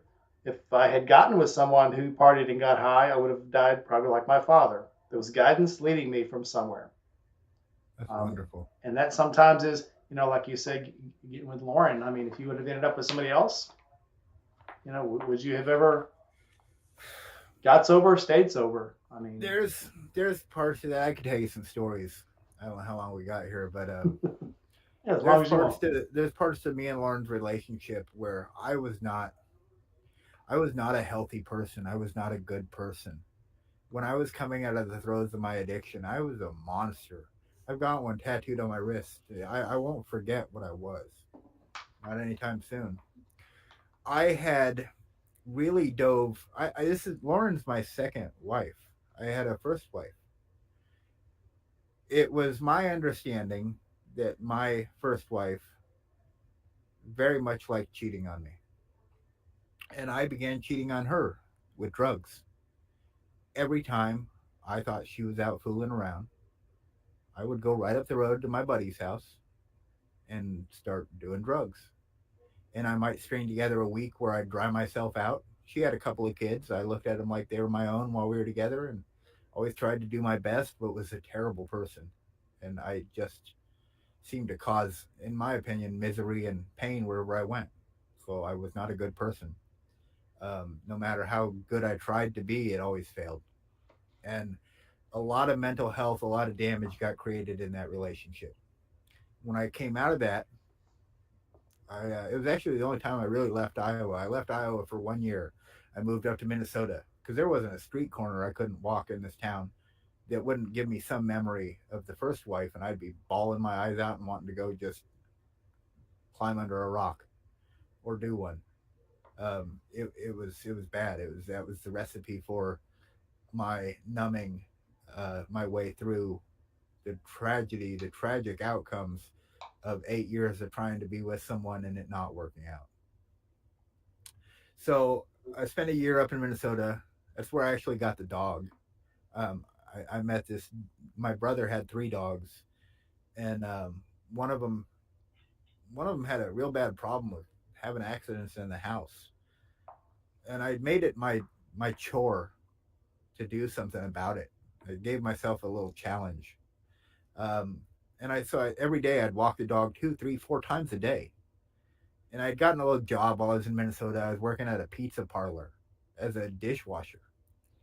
It wasn't anything grand, but it was something. Put a little money in my pocket, and I was working through my mental health stuff. I wasn't crying my eyes out or staying in my buddy's garage after the marriage fell apart and just doing drugs all day long. So it was something. Came back to Iowa. I built enough of a rapport with my mom back up that she let me stay with her for a time. I eventually got another place. I had a little place. That's when I met Lauren. I Lauren was like the sixth relationship I had, and like I said, I had a good education. I understood technology, and I understood I wasn't a good person. So I do stuff like if we were dating, I'd just load spyware on your phone, and I'd find out real quick if your mouth matched what your text messages said. I went through about six relationships. I didn't fight with people. I just cut them off. I'd already been burned. My heart was steeled from the first wife. Um, okay, well you don't match up. You're clearly talking to somebody else. Goodbye. Lauren was the first person I did that to Lauren. I put spyware on her phone, and Lauren was the first person who everything she said to me in confidence in conversation matched everything on her phone. And I remember at some point I thought to myself, well, this woman's honest. Should you try? Should you take a chance? Give her a shot. So I removed the spyware. I never said nothing. I told her about 6 years later. She was mortified. Um, what an invasion it was, but it was so long ago that she couldn't be too mad, you know. Anyway, I removed the spyware. I started dating her, and I just threw trust into the wind. I said, "Let's do it. I believe you. I believe we have something, and let's see what we can build." And that was a big step for me. And I had a lot of baggage, a lot of mental health baggage. I was a punk rock kid growing up into gothy sort of circles and edgy sort of people. And Halloween was always my big holiday. For some people, it's Christmas. For some people, it's St. Patty's. For some people, it's Veterans Day. Everybody has that one day they really give it 100%. For me, it was Halloween. And every Halloween for 8 years preceding, there was 2 years space between the first wife and meeting Lauren, and six terrible relationships. Um, it was the first Halloween with Lauren. I was a real just negative Nelly. I didn't want to do anything about Halloween. I didn't care. It was a stupid holiday. And she talked me into doing something. We went to some little gathering at her aunt's house. They were having a bonfire. They just had normal food. I think there was some drinks there, but I was never really into drinking. That wasn't my drug of choice, so that never bothered me one bit. I could be around alcohol. I just couldn't be around myself and other drugs. Um, I remember, I remember a couple days later, I was sort of rethinking some of that night and how good a time we had. Man, what a great time we had. And I realized I had created a happy memory. I now had this happy memory to tie to a Halloween. 8 years of bad ones, and now 1 year of good ones. Now I can look back and see 10 happy Halloweens. There was something to that. There was something to seeing that the outcome could be different, to getting away from all the negative that I just carried around in bags with me, and finding positivity in life. It was actually it was really great, and again, that's where I'm very thankful, or think that she came into my life really at the right point, or when I needed her most, or however it worked out, because everything with her has been better. That's one of the ways I realized that I was in love. Um, a lot of people think they know what love is. As a person who spent 8 years angry with the person they claimed to love, I can tell you a lot of things about what love is not. Love is not angry. Love is not vindictive. Love is not mean or snide comments. Love is none of those things. Love is genuinely wanting the best for that person. And that's all Lauren wanted for me. Same thing my mom wanted, although I was too blind to see it most of my life. There was a lot of good that came out of that, and sort of those new memories, and the new memories creating the soil for something better to grow.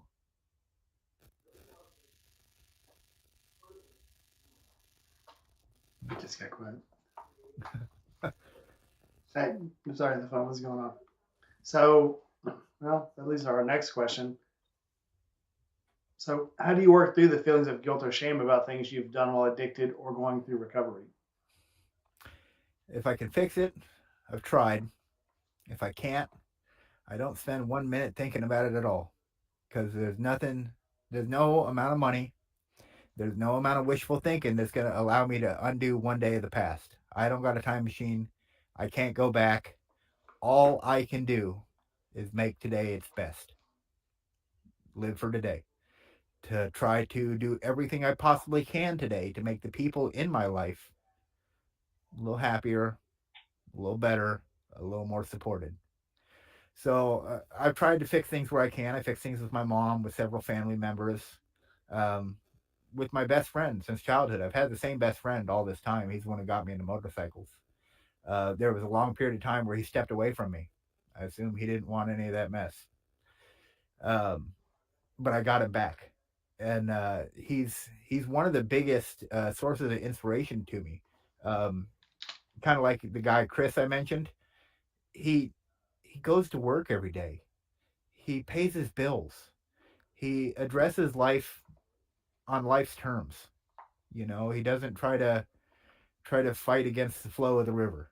He travels with it, and he has been really helpful in sort of seeing what I need to do next. What's the next right step? For him, one of the high points in his life was buying a house. Then that thought occurred to me. Okay, well now you're sober, you've got a job, you're consistent. What's the next step? And what does that look like? And are you willing to take it? It's not. I, I had the luxury of throughout my addiction, I did a couple of things that I think a lot of people don't do. I grew up with a very frugal mom whose own mother was from the Depression era. And we do not like debt. If you don't have the money, don't get it. That's it. That's the answer. Don't work from debt. So I didn't get credit cards throughout my addiction and ruin my credit. I had no credit. It was almost worse when I began trying to work my way through a loan and through the financial world. I had no history, but that actually was kind of helpful too. I was able to start from zero and build up. I didn't have to. pull out of the negative and then build up. I was able to just start flat. That was super helpful. The other one was I didn't drive um, when I was a drug addict. I had a bicycle and I pedaled my butt off all around Des Moines. I was the most hardcore cyclist you ever seen. You know, it's funny because I have spandex, the bike gear, cyclist gear hanging up. I still have my road bike. And there's another biker, David. What's his bike name? A cog in the wheel. A cog in the wheel. He cycles. He cycles on the level I do because I've seen some of his pictures on Instagram where he's got the the really tight fitting The stuff and jersey. yeah. And I really dig that, man. Like I can relate with that guy on many levels. Plus, he was super nice to me when I ran into him in Atlanta. And I don't know. Yeah, I hope that answers that question. But That does. Uh, Emily, what would you say to people who have a past and how to get over their past? Ooh, well, we all have a past. That's what I tell them. We all make mistakes. Um, just some of our mistakes don't change our brains, and lead us down this dark road. So it's finding ways to forgive yourself and give yourself some grace. And not staying in the past. I mean, yes, learn from what you've done, but leave it there. Don't carry it with you. It's so easy to just dwell on the negative stuff and the bad stuff, but it's kind of what we've been talking about this whole time is that perspective and changing those negative thoughts because it's easy to have them over and over, but we have when we have those thoughts, it actually it's making those grooves in our brain, and the biggest thing that we can do for ourselves is to when we start having them to intervene, like stop them. I'm not going to think that. I'm going to find ways to you know re, redirect those thoughts as far as like finding something positive or something that you're grateful for, or you know finding the good in things because humans we just naturally just kind of it's just easier to you know oh me, this is what I've been through and this is what has happened to me and I hear this a lot and I know y'all heard it too and I think it's huge, but it's no your trauma isn't your fault, but your healing is because nobody else is gonna do it for you. You have to choose I'm not gonna let my mind stay in the past. Like I'm gonna move forward and I'm gonna do something with it and turn it into something good. and it Okay. takes practice. You have to It does. practice it. Um, Absolutely does. I tried twice to go to the Forgotten Angels camp out. One time did not go well at all. I tried to ride from Iowa to Florida on a cafe bike. It was not meant to be. What's the cafe bike? A little tiny 500-pound wet bike that gets blown around like an old dried up leaf from any semi out on the highway. They're real pretty and they're real small. They're not necessarily a great road traveler, but they're real pretty, and that's what I had. And I wanted to go to this charity event. I wanted to go in the worst way. I wanted to go meet this guy who'd been a real inspiration to me. His name's Shade Tree Surgeon, and he was one of those kind of like I hope people look at me and think, "Hey, I can do what that guy does." Mm, I really hope because I saw Shade Tree Surgeon, and I thought, "Oh, this guy's a mess. Look, he's all over. He's on every kind of bike under the sun. He's all over the place. I could be that guy." I even today I still boggle my own mind with how thick I can be. Anyone who makes it look easy has put a lot of effort into it over the years and has learned all the ways to not do it wrong. And he was a huge inspiration to me as to sort of some of the direction. Okay, well now the hole in the void inside me has been mildly filled. I have bike life. I have this great outlet to all my suffering. And the harder I turn that throttle, the more the suffering is just gone. Um, And so I really wanted to go to this charity event. I started giving some money to it, and I wanted to make it to it. Well, I planned a trip. I had all the money. I've gotten pretty good at running a budget and saving money and planning ahead. And so this was sort of the culmination of all those efforts. I had Lauren back here in Iowa supporting me. You can do it. You can do it. I didn't make it. I made it to Atlanta, and I was so beaten physically that I gave up. I gave up. And I was lucky that I had achieved a place in life where I had my bike shipped home. I hopped on an airplane and I flew home. And I said, all right, we'll try again. And this is where that practice really matters. You really got to practice picking yourself up and giving yourself some damn positive encouragement. And so this last time, I had the same trip to make. Um, I have a different bike. I have a bike built for it, but it didn't make the miles necessarily any less easier. Every one of those miles was still there ahead of me. And there were many times on that journey where it was like, man, I'm so tired. I'm so cold. I could give up. And those thoughts just started building and building. Maybe you should. Maybe this is the sign that you're not cut out for long distance riding. That's probably the answer. And something else that was there that might not used to have existed was an alternative.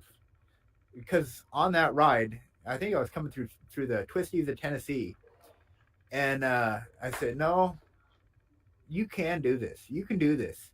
You're going to meet all these people you've been interacting with over the years. You're going to see where the dollars that you donate go. You're going to get to meet some other people in charity. You're going to do this. Don't you dare give up. You do this." And I don't know that that existed in me previously. I mean, like I said, physically, I was so beaten up the first time I tried that giving up was easy. This time, I wasn't physically beat up. I was just mentally exhausted, and I was dealing with some of the quirks of the road. You're not always going to be comfortable when you're on a motorcycle traveling long distances. Sometimes you got to embrace the suck, and it's not always going to be fair weather and smooth roads.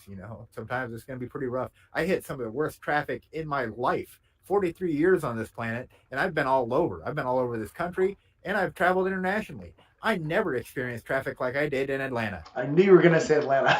Oh man, I it hate was Atlanta. the worst. At one point we were stopped. Traffic wasn't even moving. I'm on a highway, like a big old highway, 4 or 5 lanes wide, and traffic ain't moving. And I'm reluctant. I did it in Medellin. I did it in Cartagena. I know what lane splitting is. I could do it. I'm on a damn bike, but no, I'm a good guy now. I'm gonna follow the damn rules, and I'm gonna sit in this traffic jam as long as it takes. And here's how: you gotta believe in yourself. As usual, I think I know something. It's not what you don't know that gets you. It's what you know for sure. And I know if I get off this highway and I go into some of the little neighborhoods of Atlanta, I can get around this traffic. 2 hours later, and a whole lot of angry thoughts and a whole lot of cursing in my helmet, I'm back on the highway in that traffic jam. And what a waste of time and what a god awful adventure the 2 hours I spent driving the neighborhoods of Atlanta were. I should have just sat in the damn traffic jam. Sometimes just be okay with where you're at. But you don't know that. I didn't know that it was okay to just be, mildly unhappy for a moment. It's just a moment. It wasn't going to be the rest of my life. That 2 hours I wasted driving on some of the worst roads with people. This was at like go home time. It was like 5 o'clock in the afternoon I think on a Thursday, because I stayed the night in Atlanta and I hopped back on the road Friday morning and got to Forgotten Angels Friday morning. I will go Friday all afternoon. the way. Yeah, I'll go all the way around Atlanta, go through Birmingham and Montgomery before I'll go through Atlanta. Yeah, I'll I never go hate through it. Atlanta again. I'll do the drop down and go around.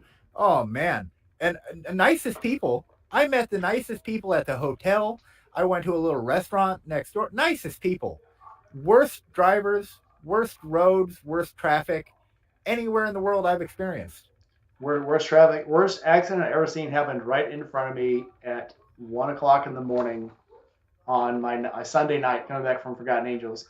I was trying to. The traffic was bad. People, there was a race going on. They were racing around me, and I was like, "Oh, I should turn this on and get a picture of this." And about the time I reached up for my camera to turn the camera on, two cars ran into each other, bounced off each other, hit two more cars, and then hit the median and started flipping through the air. And so all I could do is hang on to my handlebars and hang on for dear life. And I'm like, this is the last time. And the only reason I went through Atlanta was because, well, all the traffic is bad in the daytime. I'm going to be going through about midnight. It should be okay. The traffic should be fine. No, if there's an open lane in Atlanta, they're racing. So I will never go through Atlanta again. Period. Well, and I don't know Done. what the deal with Chargers in Atlanta is, but I've seen five of them like abandoned on the side of the road, and the people that I did see driving them were driving them like they were race cars. That Dodge is bad news in Atlanta. It is horrible. I promise, Emily, we would all be. Thank you, everybody, for sitting through this. This is a new script for me, a new group of questions. So I'm kind of flipping through the questions here, trying to figure out um, In my opinion, you're all saints for sitting which one's through this. asked. Thank Thank you. you very much. Yeah. So I got one final question, and I got a bunch of questions to go through, but maybe there'll be a part two. So, replacing old habits. What new habits or activities did you replace the old ones with, especially those linked to using meth or being around areas that you used to do meth in? When I got clean, it was very black and white, and it was very much you have to do this. And again, my mentor was an old school purist. You don't do nothing. There ain't no help for the demons you got to fight on that battlefield. But about I don't know 5 6 years ago, about the same time I started writing and all, uh, I was in Colorado. I used some marijuana. I liked it. I didn't make it my new identity. I didn't make it my new lifestyle.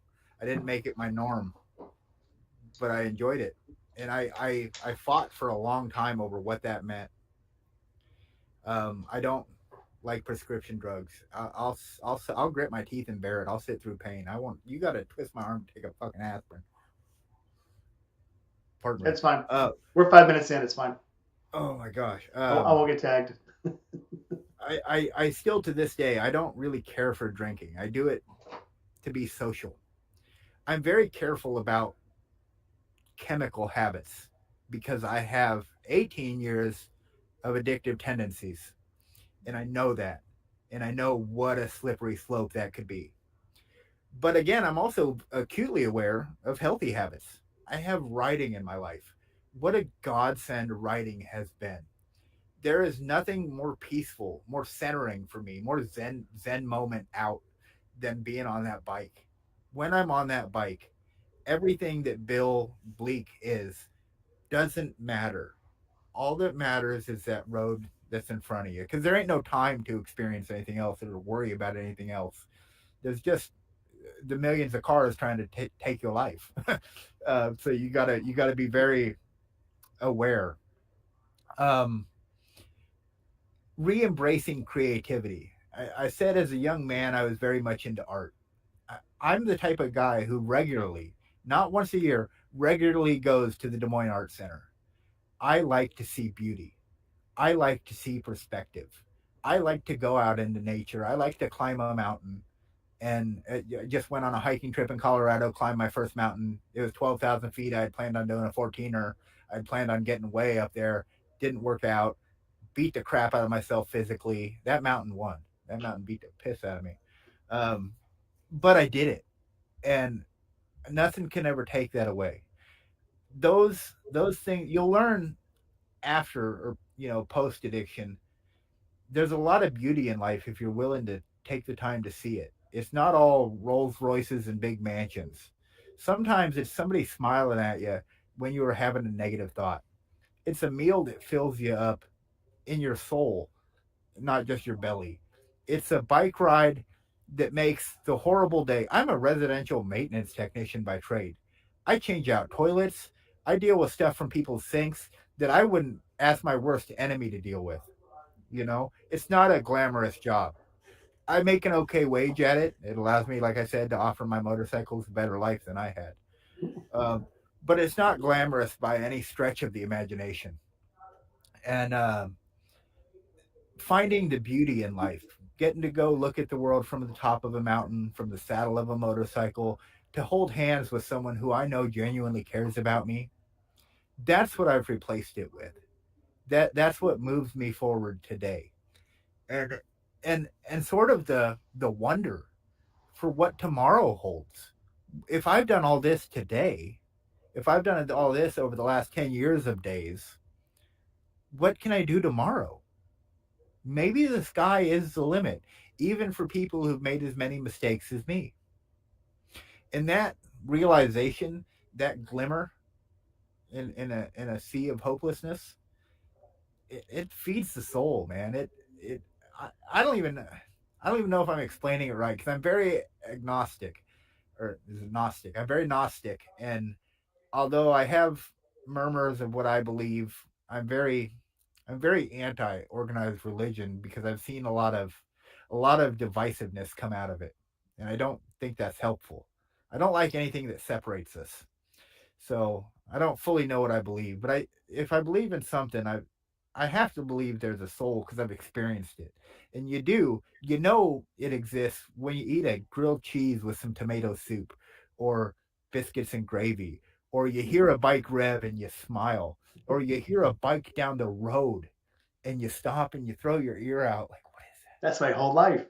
It fills something inside because I think most of us are walking around with a great big void, and we'll buy stuff and try to stuff it in there, or we'll meet someone and we'll try to stuff them in there, and we're constantly trying to stuff this void, and it's part of the human condition. I read this book by Milan Kuderis called "The Incredible Lightness of Being," where it, it touches on some of this, where you spend your life, and some of the stuff from Ayn Rand as well. You spend your life trying to fill it with things, all the while missing the life you could be living. And today, I embrace that. I embrace the little life that I live, and I re-embraced my art. I've found a new outlet for it in content creation.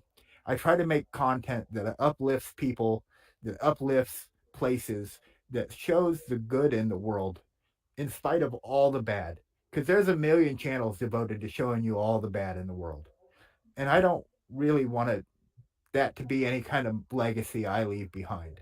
I want on my deathbed or afterwards people to say like, I think he made a lot of mistakes, but I think he made a lot of people happy, and that's Absolutely.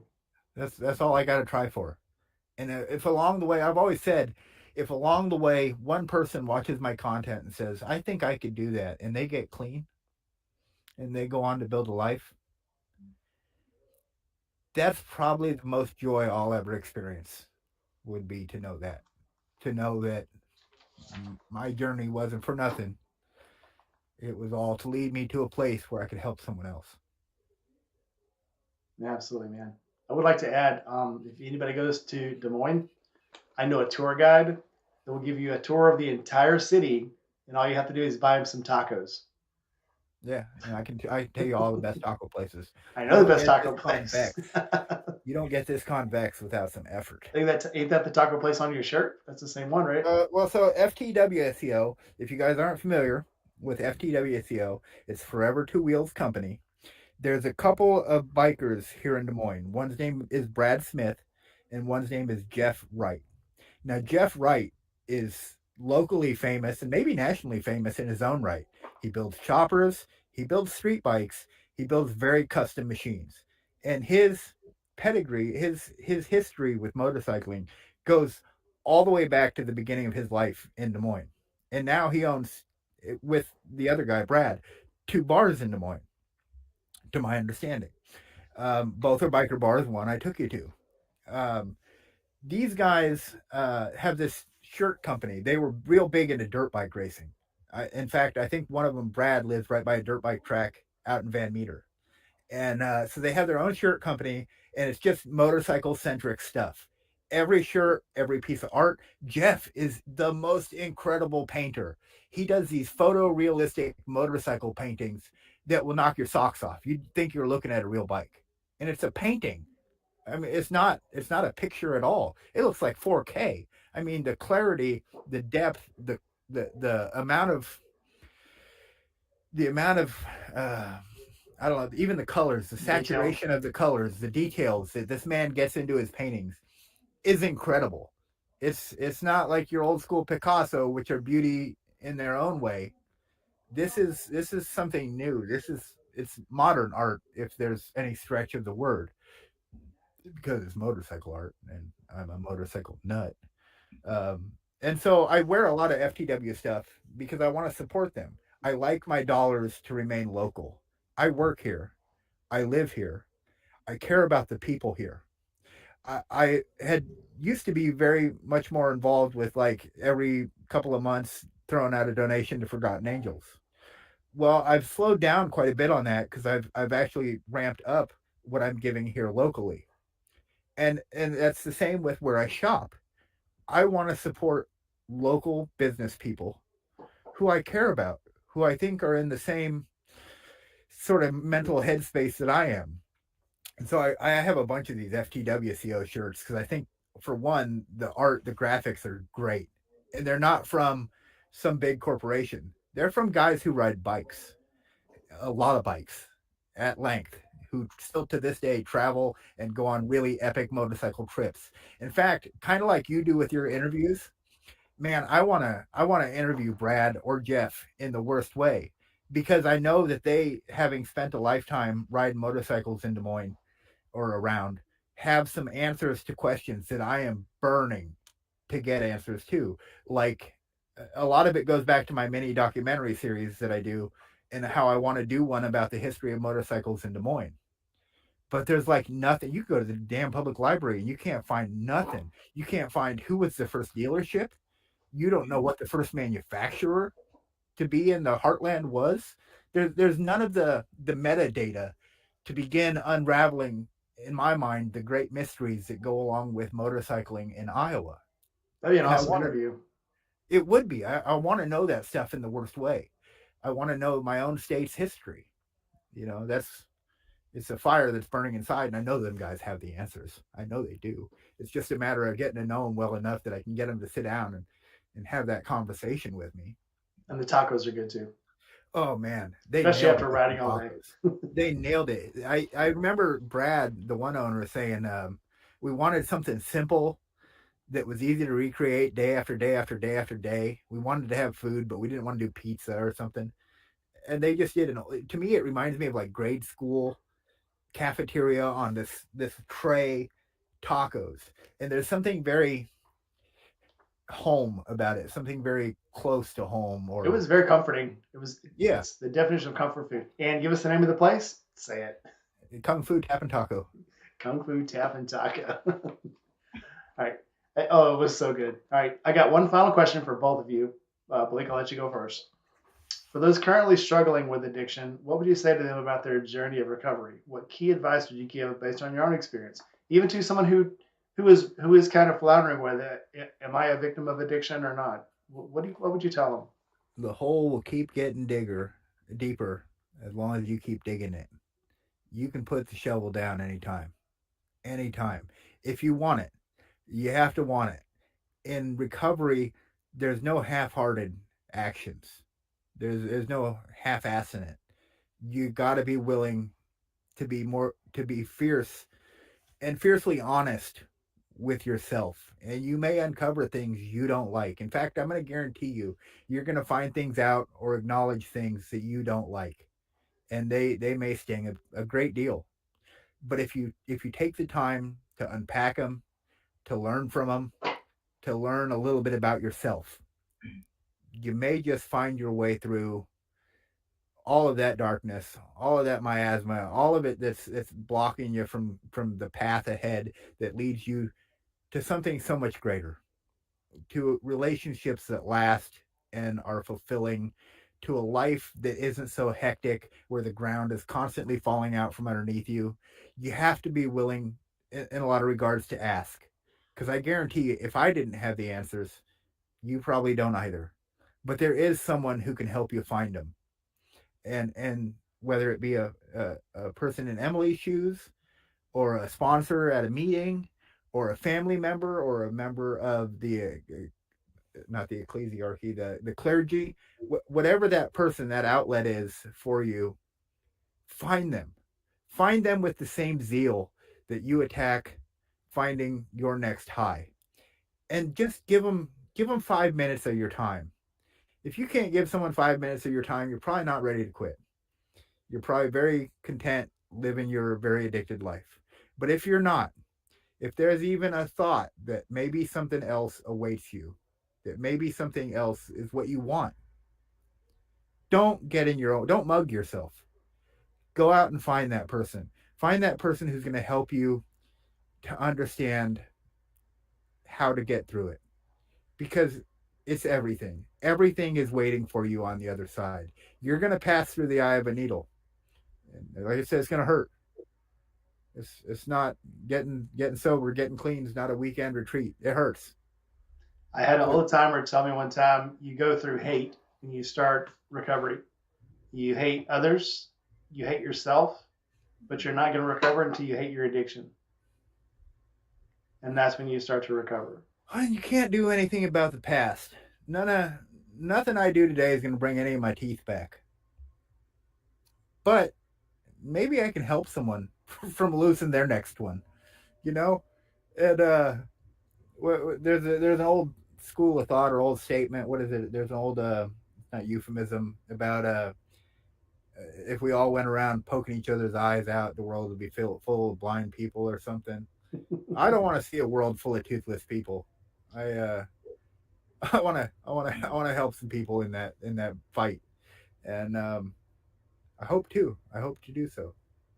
I have a message on here for Emily. It says, will you guys tell Emily to let her husband get a bike? And his name is Jared. I'm assuming you know him. He Well, might be Emily, right. I just did a docu series about an incredible woman named Mary McGee. They called her Motorcycle Mary, and maybe if you learned a bit about her, you might want to bike yourself. Are you talking to me? Or Yeah.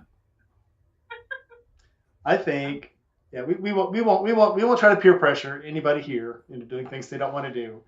And I will tell you, as far as a healing lethargic thing, who you won't hurt anybody but maybe yourself sometimes, but not if you take the right classes. Um, there's nothing like it. There's nothing like getting out on two wheels and running the road and going out with your friends for tacos. I mean, it's strange how one of the commercials going around right now is, the best tasting fish sandwich is 200 miles away, and that's absolutely true. I love taking trips with people, but anyway, we'll get off that thing for a minute. But Emily, go ahead and answer that question. What would you tell somebody who's struggling with um, it's um, not fair that I have to go after him because he just took everything that I was going to say. But I mean, he's right. Like that's exactly what it is. I mean, you you didn't, like you said at the very beginning, you didn't wake up this morning and say, "Oh, I think I want to be addicted to drugs today." It comes from a place of pain or trauma or whatever, and you spend years of just kind of numbing it and not ever dealing with it, and then you have to be ready when you put that down.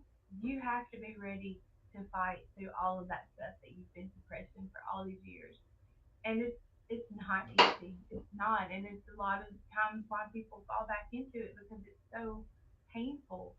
Um, but I mean, it's so worth it at the same time if you can just bear it and get through it. Like there's such a sweet, beautiful life out there that you could be living, and I tell my young people now, like we try to do we do some stuff with youth. One of the things that I want to get into is dealing with like youth addiction because that's huge around here, and it's just not something that people really talk about very much. which addiction? Youth, Youth our addiction. teenagers, yep. And I tell them like, just go ahead and say no from the beginning. It's so much easier just to say no now than to look, 50 years down the road and you look back and you're like, I've wasted my whole life on this. And instead of regretting it down the road, like let's just get ahead of it. Let's just not do it. I don't know that's easier said than done, and a lot of this is, but I mean, it takes great strength, and you have to find lean on those support people and figure out who they are, and get into counseling. Do the things that you need to do. You know, work on yourself and work through those whatever that trauma was, so that you're able to move past it because it's still going to be there when you quit using. It's still going to be there. I And with whether you you. replace it with whatever habit you replace it with, whether it's a healthy one or not, you still have to deal with that past and those things that you've experienced. Because until you do, you know, we have this subconscious or this unconscious part of our brain that just works, you know, like to help us, you know, breathe in and blink in, and it just naturally does what it's supposed to do. Well, those experiences, those traumas that we've been through, they alter that. And so, you know, when you may be in a safe environment, but your brain is still stuck in, you know, whatever that abusive, chaotic environment was that you grew up in. And so you're always in that fight or flight. And so you have to do the work to heal, or you're always going to be like responding in those inappropriate ways because that's what your brain is conditioned to do, you know? And so everything that you said, I mean, it's exactly what it is. Really. I don't even know what the question was anymore. And no, I love this. No, there's no such thing as getting off topic because if a topic brings you to something, that's where you're supposed to be. So no, you nailed it. I went to school with a lot of people who, you know, even today, you heard it back in the '80s, you hear it now. What's a phase? It's they're just experimenting. But I know people who experimented then, never stopped experimenting, went to jail, went to prison, died. I had a friend die last year from. She went through every drug you can imagine, but what finally killed her was liver toxicity from weed. Her liver and her kidneys shut down from organ toxicity. Wow. And you know, you wouldn't think, well, weed does that, but you're talking about. We're not talking about somebody who does a recreational, joint, a couple of times a week. She was literally smoking bowls, and but that was also from years of doing heroin and cocaine and smoking crack and doing meth. But in her mind, she thought, I'm off of it. I'm just going to replace this drug with all these other drugs because this is herbal and it's safe. And it finally it killed her. Well, But it's interesting how much that has an effect on people. I left the big fancy realty company and I joined a nonprofit, and I'm still a maintenance tech, but now I'm a maintenance tech for a nonprofit, and we deal a lot with unhoused individuals, and these are people who've spent 20, 30 plus years on the streets, often using drugs at length. So we get them a home, we get them food, we get them medical. Now they're living sober, they're putting a life together, and medical issues start coming out of the woodwork. Stuff that they had ignored, in some cases, 2, 3 decades of ignoring it, are now beginning to show signs of symptoms and needing treatment. And I've heard it actually from several tenants who are like, yeah, I put all this effort into making a better life, and now my life's falling apart. Yeah. well, you say your life was falling apart before, you just didn't know it. Before you were living on the street, my friend. Yeah, you were oblivious to it before. Like my friend Miranda said, um, well, now she has a crappy car, now she has a crappy job, and now she has a crappy little place to stay. But 3 years ago, she had a crappy little street corner and a scrappy little ditch and no job and no car. Um, you improved your life whether you want to believe it or not. You know, you And made I yourself a would better say to life. your friend Miranda, every day brings possibility and new hope. She knows by far. She's one of the most gracious people. She does the recovery help. She did recovery month and actually got to meet Tim Tebow. She sees her life getting better. But she also knows it's a struggle. It's a fight every day. I hope to get her on and interview her because her story is just blow your mind away. And she's straight with it. She has no problems telling people my life was horrible and putting pictures up of when she was at her lowest point and said, "This is where I used to be. Here's where I am now. Why would I ever go back?" And it's a reminder, I think, to her. Like I said, when you live it every day and you can look at it, if you just said, my life's perfect now, everything's great, that was never me, that was not who I was meant to be, and blah blah blah, it would be very easy to relapse because you forget where you used to be.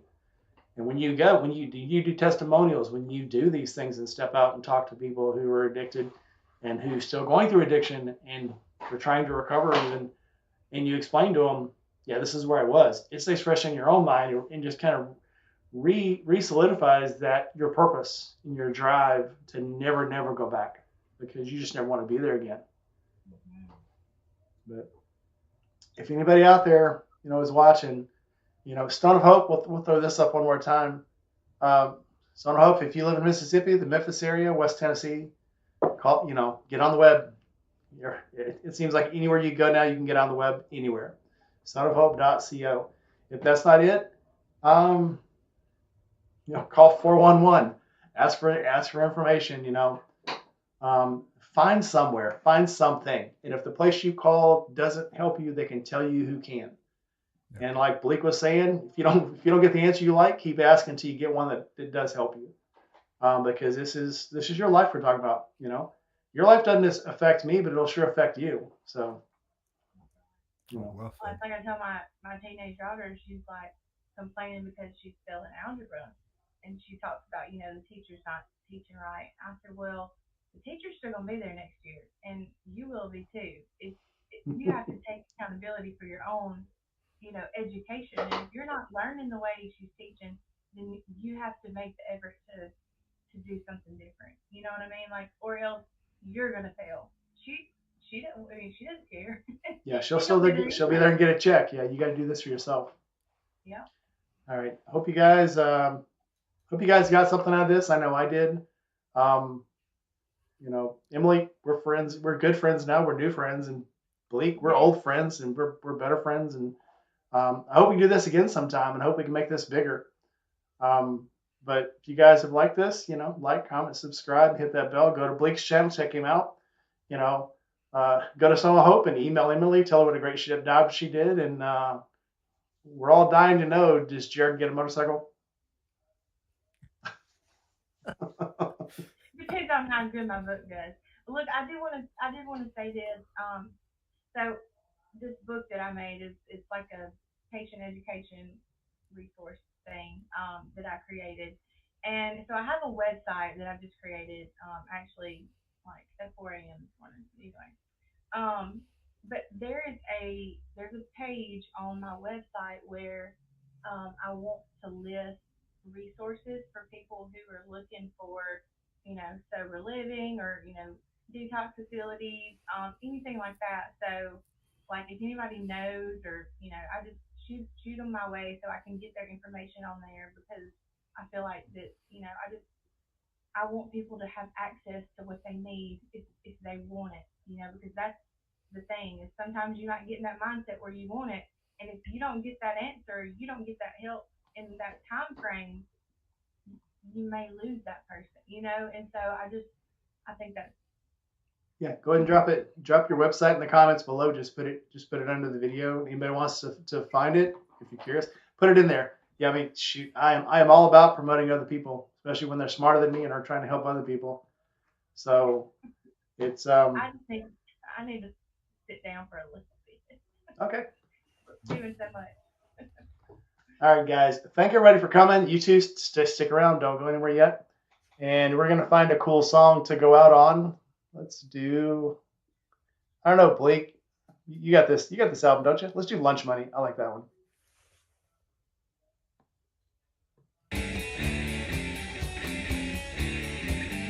All right, guys. Like, comment, subscribe, hit that bell, and I will see you guys next time. Everybody say bye.